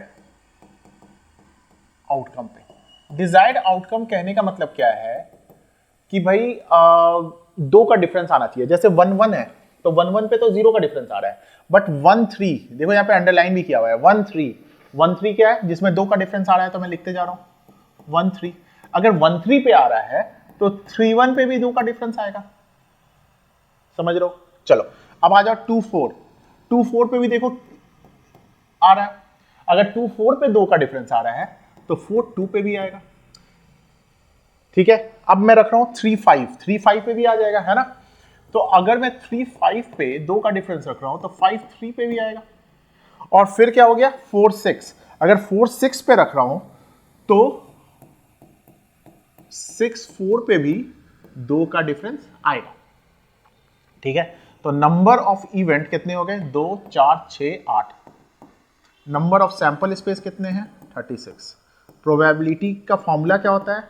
number of event upon number of sample space, 8/36, 2/9 इसका करेक्ट आंसर है। ठीक है, नाउ क्वेश्चन नंबर 32 देखो क्या है। Vijay invested certain amount of money in scheme A and scheme B. तो हमने क्या करना है कि लेट कर लेते हैं, सबसे पहले लेट कर लेते हैं money invested in scheme A be x and scheme y, y है ना, नहीं बी है, बी है, बी वाई, ये हमने लेट कर लिया। ठीक है, अब देखो बोल क्या रहा है कि अगर वो 8% रेट ऑफ इंटरेस्ट पे, 8% मतलब 8/100 इंटू एक्स, और 9% बी पे यानी कि 9y/100, तो रेट कितना इंटरेस्ट आता है? 1860 आता है। तो 100 एलसीएम लेके उधर फेंक देते हैं। ठीक है, तो कितना आ गया भाई? 8x plus 9y equal to 18600, और ये हो गया इक्वेशन नंबर 1। अब बोल रहा है कि अगर इस रेट ऑफ इंटरेस्ट को ना इंटरचेंज कर देते हैं। इंटरचेंज करने का मतलब क्या है कि मैं इन स्कीम ए पे 9% कर दूं और बी पे 8% कर दूं, तो 20 रुपए ज्यादा आता है। यानी कि पहले 1860 आता था, तो अब कितना आएगा? 1880 आएगा। 100 एलसीएम लेके उधर की तरफ फेंक दिया, तो क्या आ गया? 9x plus 8y equal to 18000। अब देखो यहां पे ध्यान रखना, ये ना स्पेशल टाइप ऑफ क्वेश्चन है। क्या है? 8 इधर, 8 यहां पे, एक बार x का कोएफिशिएंट, एक बार y का कोएफिशिएंट है, और y यहां पे है, y 9 है y का कोएफिशिएंट, यहां पे देखो x का कोएफिशिएंट है। तो इस टाइप को सॉल्व करने के लिए एक तरीका होता है, इसको हम लोग क्या बोलते हैं? Special method. इसके लिए आपको क्या याद रखना है? पीएम पीएम पीएम मतलब प्रधानमंत्री, प्राइम मिनिस्टर नहीं, प्लस माइनस। देखो करना क्या है, सबसे पहले हमने क्या किया? इक्वेशन 1 और 2 को ऐड किया, यानी प्लस वाला काम कर दिया। तो देखो क्या हो जाएगा? 8x प्लस 9x कितना आ गया? 17x plus 17y equal to 30, और इधर भी ऐड करेंगे 4, और फिर एक कैरी ओवर 7 और 3, तो 17 कॉमन लेके x प्लस वाई कितना आ गया? 2 2 और 000। This is equation number 3। Plus कर दिया, अब माइनस करेंगे। भाई माइनस कर रहे हैं, माइनस किया तो कितना आ गया भाई? देखो 8x में से 9x गया तो कितना आ गया? Minus x plus y equal to 18, यहां से देखो 80,000 और यहां से, यानी कि 30, ठीक है, और 2000 आ गया माइनस करने पे। क्लियर है? यहां तक तो समझ रहे हो? ठीक है भाई। अब क्या करेंगे? इसको इक्वेशन नंबर 4 मान लेते हैं। Equation number 4। अब देखो हमने माइनस भी कर दिया, फिर से प्लस करेंगे। किसको किसको करेंगे?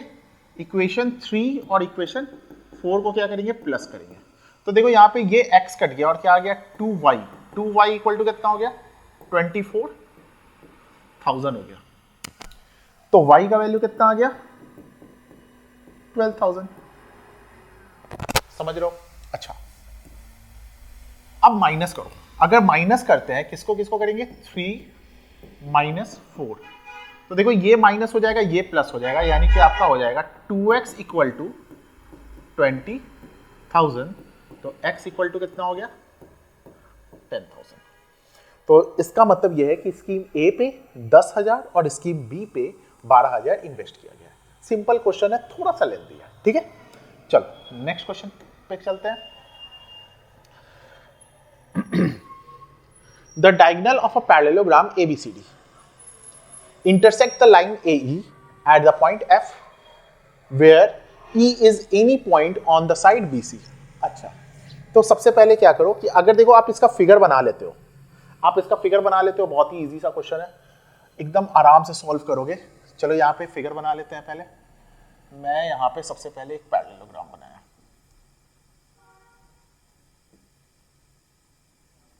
पैरेललोग्राम बनाया तो क्या आ गया भाई, ए बी सी डी। बोल रहे थे diagonal B D, diagonal B D ये रहा, ठीक है। Of a parallelogram A B C D intersect the line segment A E at F. E is any point on the side B C. B C कहां है भाई, यहां पे है, कोई भी पॉइंट है यहां पे। और अब इसको ज्वाइन करते हैं, किसको, ए ई को। तो क्या दे रखा है कि ए ई एट पॉइंट एफ, ये यहां पे जो कट रहा है इस पॉइंट को क्या बोल दिया, एफ बोल दिया। क्लियर है, समझ रहे हो, कोई दिक्कत नहीं। अब हमें ये चीज प्रूफ करना है, क्या क्या है, डी एफ ये वाला लाइन इंक्लूड है, ई एफ ये इंक्लूड है, एफ बी ये इंक्लूड है और एफ ए ये इंक्लूड है। तो इसका मतलब मैं इस दोनों ट्राइंगल में आ जाऊं, है ना। इस दोनों ट्राइंगल में आता हूं तो मैं लिख रहा हूं in triangle A F D and E F B. भाई देखो angle D F A equal to B F E, क्यों भाई, वर्टिकली अपोजिट एंगल। कोई दिक्कत नहीं होना चाहिए, ठीक है। अब आते हैं angle D A F. D A F यानी ये वाला एंगल इस एंगल के इक्वल होगा, एंगल एफ ई बी। क्यों भाई, ऑल्टरनेट इंटीरियर एंगल। तो बाई ए क्राइटेरिया हम लोग कह सकते हैं कि triangle A F D is similar to E F B. तो अब इसके साइड्स प्रोपोर्शनल कर दो तो क्या हो जाएगा, ए एफ अगर लेते हैं ए एफ तो इधर से क्या आ जाएगा, ई एफ, और इधर से लेते हैं डी एफ तो इधर से क्या आ जाएगा, एफ बी। क्रॉस मल्टीप्लाई कर दो तो क्या आ गया, A F into F B is equal to E F into D F. हमें क्या प्रूफ करना था, D F into E F is equal to F B into F A. भाई हमारा ये प्रूव्ड हो चुका है। क्लियर है, समझ रहे हो। चलो अब इसके सेकंड पार्ट पे आते हैं। क्या बोल रहा है कि in triangle ABC if AD is perpendicular to BC. मतलब समझो, इसके सेकंड पार्ट को मैं कर रहा हूं, इसके सेकंड पार्ट को मैं कर रहा हूं और यहां पे क्या है,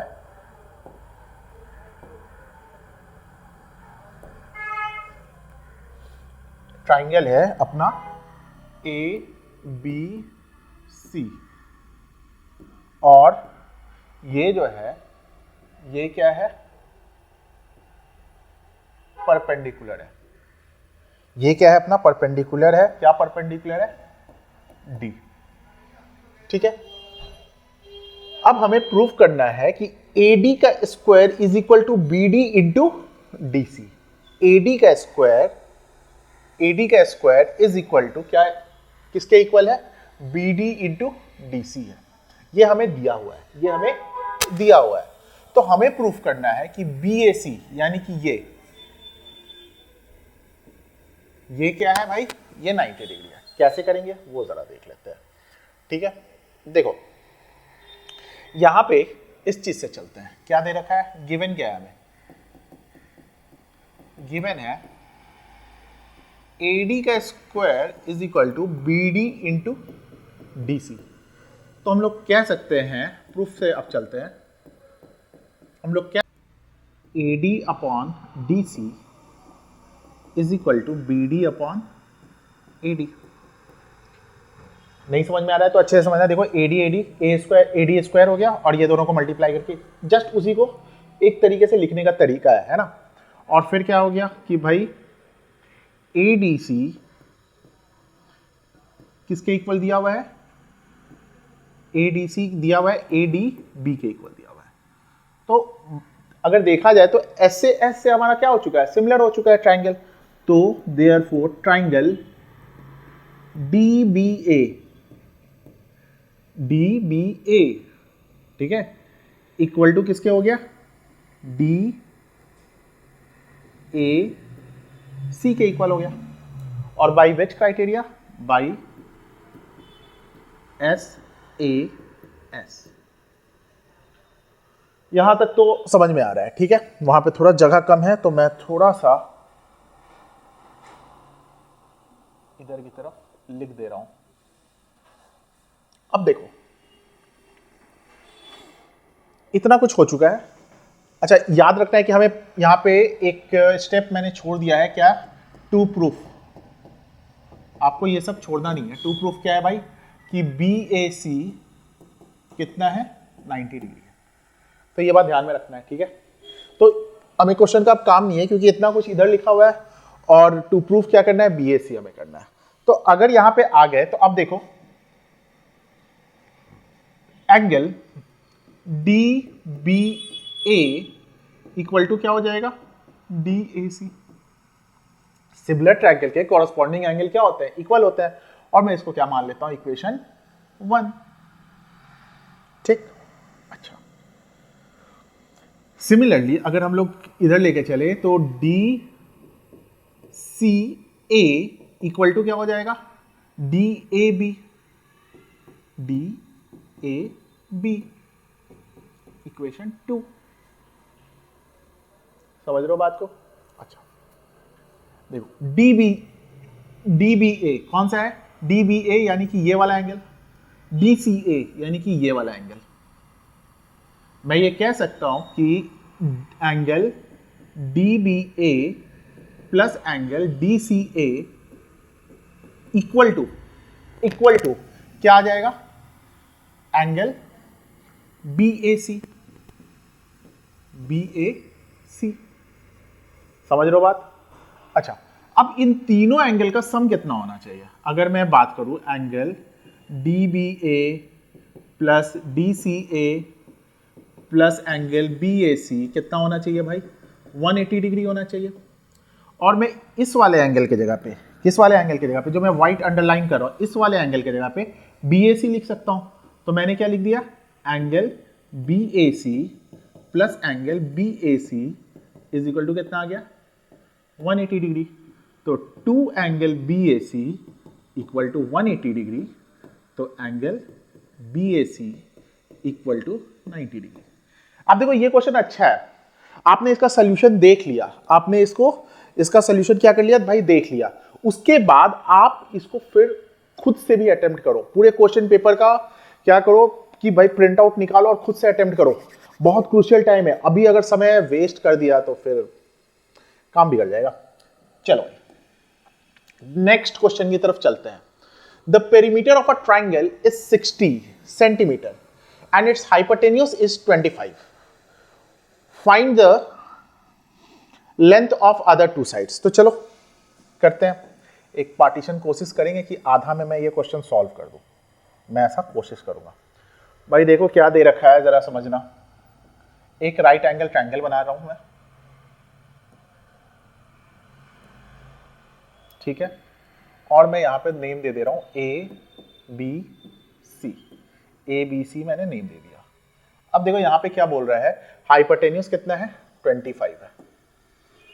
और इन तीनों पेरीमीटर कितना है, 60 है।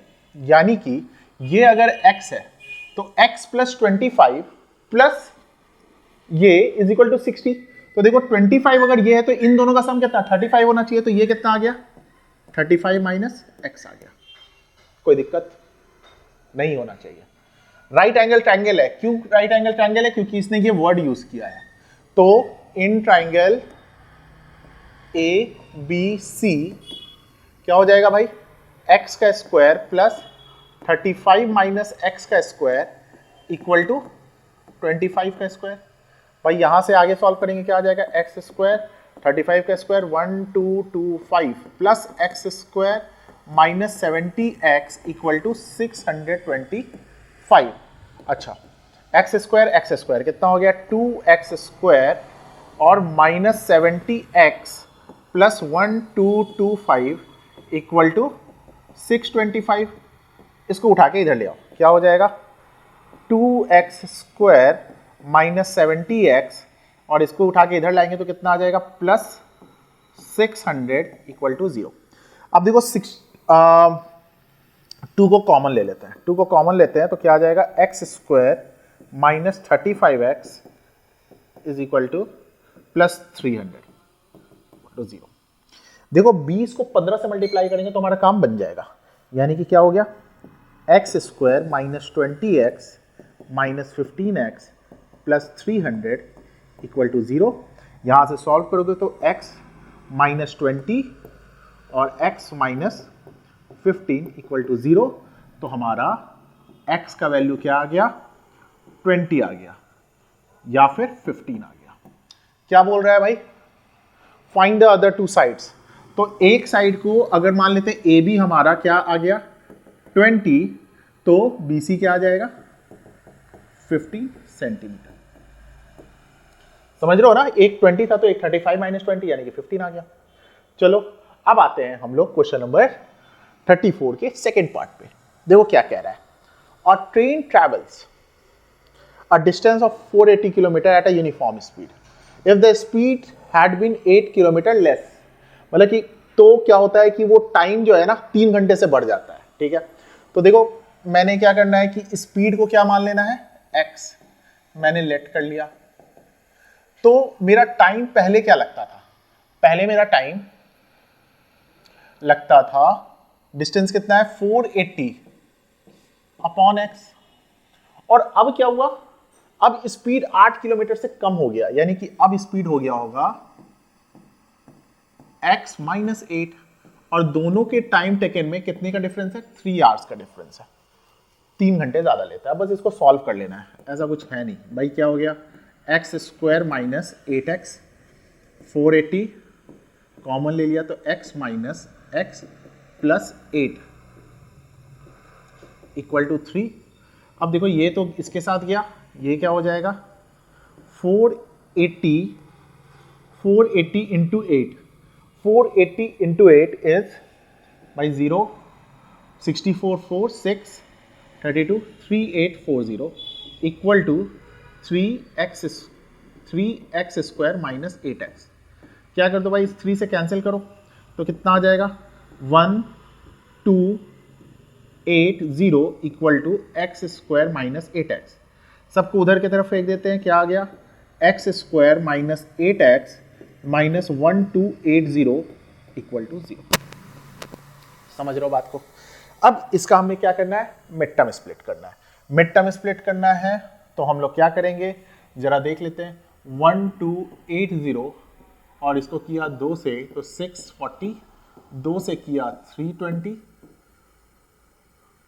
2 से किया 160, 2 से किया 80।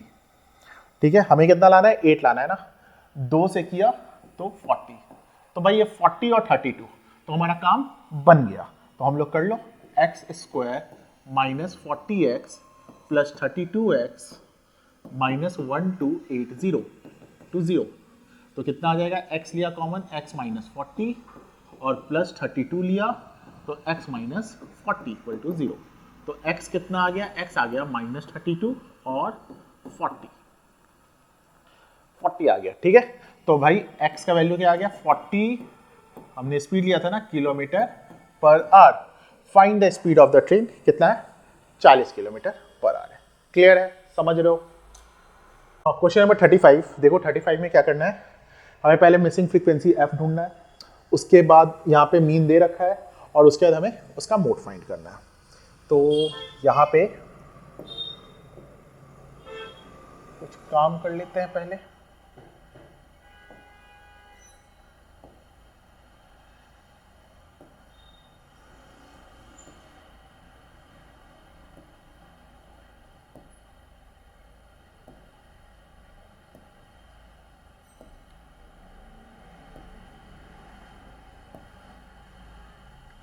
देखो भाई, सबसे पहले काम क्या होता है, क्लास इंटरवल दे रखा है, तो फिर क्लास मार्क xi निकालेंगे, fi निकालेंगे और fi xi निकालेंगे, हमारा काम हो जाएगा। कहाँ से स्टार्ट है? 11 to 13 है, फिर क्या होगा 13 to 15 होगा, फिर क्या होगा 15 to 17 होगा, 17 to 19 होगा, 19 to 21 होगा, 21 से 23 होगा और 23 से 25 होगा। ये क्या हो गया 12, 14, 16, 18, 20, 22, 24। कैसे निकालते हैं? Upper limit plus lower limit upon 2, है ना। फ्रीक्वेंसी क्या है? 7, 6, 9, 13, F 5, 4 सिग्मा Fi, यानी कि सम करते हैं, सम करेंगे तो कितना आ जाएगा 9, 22, 31, 37, 44 प्लस F। ठीक है भाई, अब मल्टीप्लाई कर रहे हैं, कितना हो गया 84, 14 6 84, 16 9 144, 18 13 234, ये क्या हो गया 20 F, ये क्या हो जाएगा 110 और ये क्या हो जाएगा 96। तो सिग्मा Fi xi कितना हो जाएगा वो जरा देख लेते हैं। 8 4 4 8 12 12 और 4 16 16 और 6 22 का 2 कैरी ओवर 2 2 और 8 10 18 18 और 4 18 और 4 is 22 25 25 और 26 26 और 9 35 का 5 कैरी ओवर 3 3 1 4 4 और 2 6 और 1 7 प्लस 20 मीन कितना दे रखा है? मीन 18 दे रखा है, तो क्या लिखेंगे भाई? मीन का फॉर्मूला क्या होता है? Sigma Fi xi upon sigma Fi। तो सिग्मा कितना है? सिग्मा हो गया अपना, सॉरी मीन कितना है 18 है, is equal to 752 plus 20 Fi upon ये क्या है F है और ये क्या है 44 प्लस F। इसको इसके साथ मल्टीप्लाई करेंगे, 44 को अगर हम लोग करते हैं मल्टीप्लाई तो हमारा आता है 792 plus 18F equal to 752 plus 20F। इसको इधर लेके गए तो आ गया हमारा 2F इज इक्वल टू, इसको इधर लेके आए 40, तो F इक्वल टू कितना आ गया 20। क्लियर है? F इक्वल टू कितना आ गया 20 आ गया। चलो अब हमें क्या करना है? मोड निकालना है। मोड निकालने के लिए सबसे पहले क्या पता होना चाहिए? मॉडल क्लास पता होना चाहिए। अब देखो F इक्वल टू कितना आ गया 20, तो सबसे ज्यादा फ्रीक्वेंसी किसका है? इसका है, तो मॉडल क्लास क्या हो जाएगा हमारा? मॉडल क्लास ये हो गया, है ना। तो मोड निकालने का फॉर्मूला क्या होता है? मोड निकालने का फॉर्मूला होता है L plus F1 minus F0 upon 2F1 minus F2 minus F0 into H। ठीक है, लोअर लिमिट इसका कितना है 19, तो 19 लिखेंगे प्लस F1 इसका फ्रीक्वेंसी कितना है 20, प्रीसीडिंग का कितना है 13 अपॉन 2F1 यानी कि 2 इंटू 20 40 माइनस 13 और F2 यानी ये, तो ये कितना हो गया भाई -5 और इंटू कितना हो गया 2 हो गया।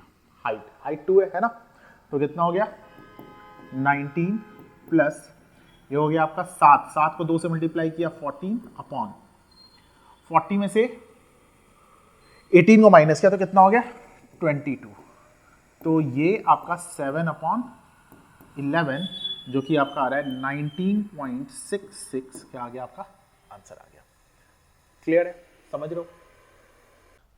क्वेश्चन नंबर 36 देखो, सबसे पहले वीडियो को पॉज करो और अच्छे से रीड करो, ठीक है। मैं साइड भी हट जा रहा हूं। मान लेता हूं कि आपने अभी तक रीड कर लिया होगा, मान लेता हूं मैं, ठीक है। अब देखो क्वेश्चन में क्या बोल रहा है, मैं इसका टोटल मतलब बता देता हूं कि एक लोकल हॉस्पिटल के लिए हमें क्या करना है, चैरिटी करना है। उसके लिए हमने एक रेस को ऑर्गेनाइज किया है। जो पहला राउंड होगा रेस का वो कितने का होगा, 300 मीटर का होगा, और 50-50 मीटर करके ये round, second round, third round बढ़ता जाएगा, ठीक है, समझ गए। अब इतना पढ़ने के बाद सबसे पहले दिमाग में आ जाना चाहिए कि ये क्वेश्चन किस चैप्टर का है, किस चैप्टर का है, एपी का है, जिसमें कि फर्स्ट टर्म हमें कितना दे रखा है, 300 मीटर दे रखा है, और कॉमन डिफरेंस कितना दे रखा है, 50 मीटर दे रखा है, समझ रहे हो। अच्छा, अब हमें पहला क्वेश्चन क्या है, फोर्थ टर्म, फिफ्थ टर्म और सिक्स्थ टर्म फाइंड करना है। तो भाई फोर्थ टर्म क्या होगा, a प्लस 3d। a कितना है, 300 प्लस 3 इंटू 50, ये देखो 300 और 150 यानी कि 450। फिफ्थ टर्म निकालना है, फिफ्थ टर्म क्या होगा, a प्लस 4d यानी कि 300 प्लस 4 इंटू 50, ये कितना आ जाएगा, 500। और इसी तरीके से सिक्स्थ टर्म निकालना है, तो सिक्स्थ टर्म क्या हो जाएगा, a प्लस 5d यानी कि 300 प्लस 5 इंटू 50, बोले तो 550। तो इसका आंसर आपका हो जाएगा 450, 500 और 550। मैं यहां पे इसलिए लिख रहा हूं क्योंकि स्पेस कम है, क्वेश्चन ज्यादा है, तो मैं डिलीट भी करूंगा, मतलब कि इसको इरेज भी करूंगा। Second, determine the eighth term by eighth term, यानी कि एट्थ राउंड में क्या होगा, तो a प्लस 7d। a कितना है, 300 प्लस 7 इंटू 50, कितना आ गया, 300 और 350, 650 मीटर। ये कितना हो गया भाई, 650 मीटर। क्लियर है, समझ रहे हो। अब बोल रहा है find the total run after completing all round.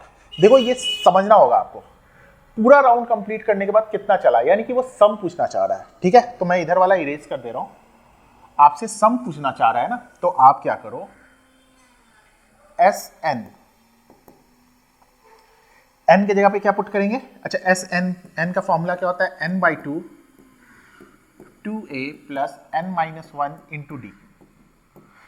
भाई हमें क्या निकालना है, 10 टर्म का निकालना है, तो 10/2 2 इंटू a कितना है, 300 प्लस n कितना है, 10, 10-1 9, 9 इंटू 50, तो हमारा आ गया, ये देखो 5 बार में गया, 5, 600 प्लस 450 यानी कि 5 इंटू 1050, और ये हो गया 5250 मीटर। इसका आंसर क्या आ जाएगा, 5250 मीटर। समझ रहे हो।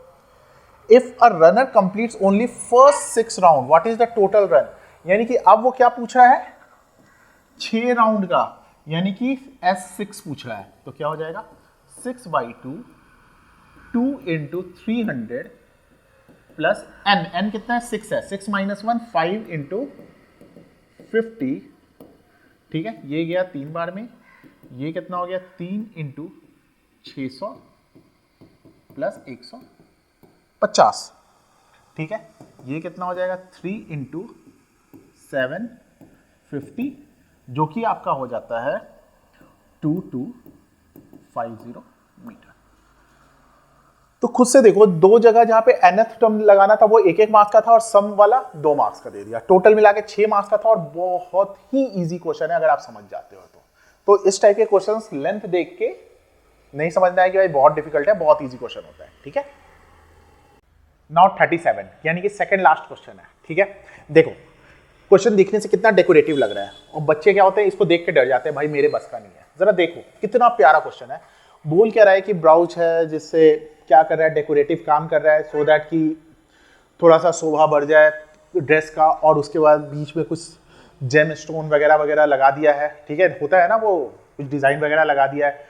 मेन मुद्दे पे आते हैं, मुद्दा है कि ये जो है ना सर्कमफ्रेंस सिल्वर का बना हुआ है, और ये डायमीटर भी क्या है, सिल्वर का बना हुआ है, ठीक है। टोटल जो है कितने हैं, 5 डायमीटर हैं, तो अगर मैं नेमिंग करूं तो 1 2 3 4 5 6 7 8 9 10, 10 इक्वल सेक्टर्स बन रहे हैं, है ना, इक्वली प्लेस्ड है। तो सबसे पहला क्या बोल रहा है, find the central angle of each sector. तो देखो सेंट्रल एंगल क्या हो जाएगा, कंप्लीट एंगल कितना होता है 360 और 10 इक्वल बन रहे हैं, यानी कि कितना आ जाएगा 36 डिग्री। पहला आंसर 1 मार्क्स। देखते चलो कितना आसान है, ठीक है। Find the length of the arc ACB। ACB ये यानी कि एक का पूछ रहा है, एक का पूछ रहा है, तो लेंथ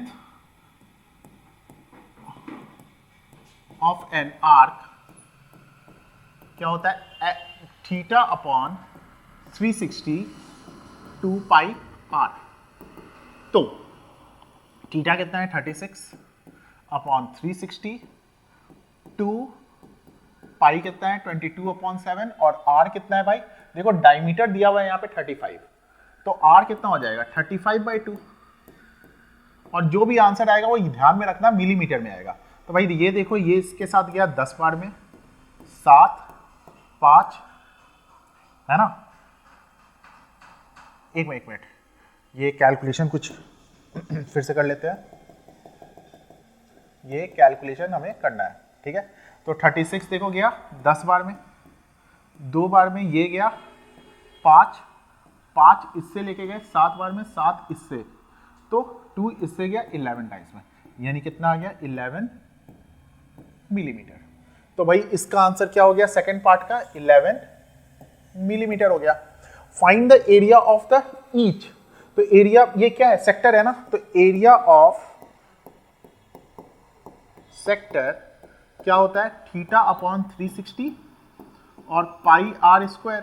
तो थीटा कितना है 36 अपॉन 360, पाई इज 22 अपॉन 7 और आर कितना है 35/2 इंटू 35/2। तो ये गया 10 7 7 आया, है ना, और ये 2 आ जाएगा, और ये कितना आ जाएगा 2 आ जाएगा, 2 इससे गया 11 टाइम्स में और ये गया इससे एक बार में। अब देखो ये हो गया 385 35 इंटू 11 अपॉन 4 मिलीमीटर स्क्वायर। इसको पॉइंट में भी अगर लेके जाना है तो लेके जा सकते हो 96.25 मिलीमीटर स्क्वायर। ये क्या आ गया आपका एरिया आ गया। अब थोड़ा सा क्वेश्चन जरा समझना, जगह कम है, चलो मैं यहां पे कर दे रहा हूं, ठीक है, यहां पे कर दे रहा हूं। ये आपका क्या है, ये आपका है थर्ड पार्ट का आंसर, ये आपका सेकंड पार्ट का आंसर है, ठीक है। लास्ट पार्ट क्या बोल रहा है, find the total length of the silver wire used. देखो एक सर्कल बनाने में हुआ होगा और 5 डायमीटर, यानी कि टोटल वायर क्या लिखेंगे 2 पाई आर प्लस 5 डायमीटर 5d। इसको क्या लिख सकते हैं 2 पाई आर प्लस 5 डायमीटर 2r, यानी कि 10r। मैंने यहां से 2r को कॉमन ले लिया, तो क्या आ गया पाई प्लस 5, ये हो गया हमारा, है ना। r का वैल्यू कितना है 35/2, 2 इंटू 35/2, ये गया इसके साथ, और ये कितना हो जाएगा 22/7 प्लस 5। इसको अगर कॉमन थोड़ा छोटा कर दे रहा हूं मैं, इसको अगर सॉल्व करने जाए तो कितना आ जाएगा 35, और ये एलसीएम लेंगे तो 35 और 22 कितना आ गया 57/7, ये गया इससे 5 बार में, और ये आपका आ जाएगा 285 मिलीमीटर। ये क्या है लास्ट पार्ट का आंसर है, ठीक है, समझ रहे हो। अरे 2025 क्वेश्चन पेपर का आखिरी क्वेश्चन, चलो देखते हैं क्या दे रखा है। Amrita stood near the base of a lighthouse, अच्छा, gazing up to its star height she measured the angle of elevation of the top and found it to be 60। अच्छा, यहां से वो देख रही है, देखो 60 degree top,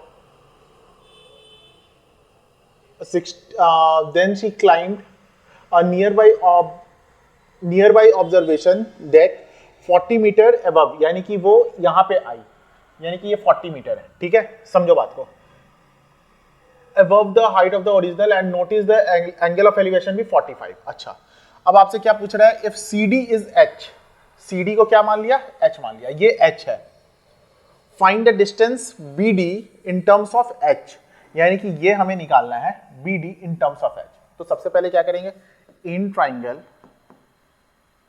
B C D में चलते हैं, बी सी डी में चलते हैं, तो tan 45 इक्वल टू क्या ले लेंगे, C D upon B D, ये कितना है 1 is equal to C D कितना है h अपॉन बी डी, तो देखो बी डी कितना आ गया, h मीटर आ गया, सबसे पहला काम हो गया, तो इसका आंसर क्या हो गया, h मीटर। ठीक है, चलो आगे देखते हैं, find distance B C in terms of H, B C फाइंड करना है इन टर्म्स ऑफ एच। तो देखो हमारे पास क्या है साइन, तो मैं आता हूं सेम ट्राइंगल में लेकिन लेता हूं साइन 45, साइन 45 क्या हो जाएगा, परपेंडिकुलर क्या है सी डी और हाइपोटेन्यूस क्या है बी सी, ये कितना होता है 1/√2, सी डी कितना है h है अपॉन बी सी, तो बी सी इक्वल टू कितना हो गया √2h, ये क्या है सेकंड का आंसर है √2h। समझ रहे हो बात।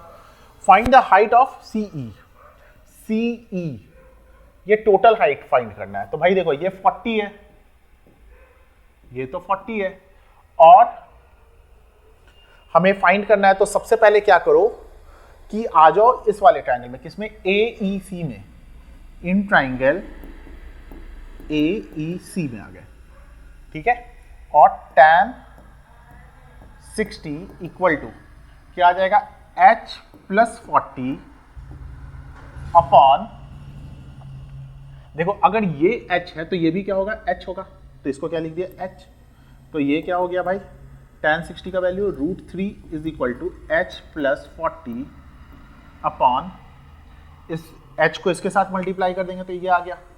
अब क्या करो h को इधर लेके आ जाओ, तो √3h minus h equal to 40, तो h को लिया तो क्या आ गया √3 माइनस 1 इक्वल टू 40, तो h is equal to 40 upon √3 minus 1, rationalise कर दो √3 प्लस 1 अपॉन √3 प्लस 1, ये हो जाएगा 40, √3 का स्क्वायर 3 में से 1 या 2, और ये हो गया √3 प्लस 1, देखो ये इसके साथ 20 हो गया, तो 20 और √3 का वैल्यू क्या दे रखा है 1.73, तो 1.73 प्लस 1 कितना आ गया 2.73, अब इसको अपॉन 100 कर दिया, ये 0 इसके साथ गया, तो ये मल्टीप्लाई करने के बाद आ रहा है 6, 4, 5, 54.6 metre.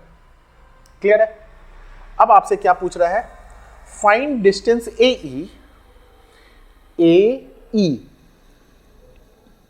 If AC equal to 100 metre. अगर ये AC कितना है 100 मीटर है, तो हमें क्या फाइंड करना है, AE फाइंड करना है, यानी कि बेस और हाइपोटेन्यूज। तो देखो मैं यहां पे कर दे रहा हूं, बेस और हाइपोटेन्यूज का है केस, तो मैं ले रहा हूं cos 60 डिग्री, तो हमें AE फाइंड करना है, और AC कितना दे रखा है 100, cos 60 होता है 1/2 इक्वल टू AE अपॉन 100, यानी कि AE का वैल्यू कितना आ जाएगा 50 मीटर।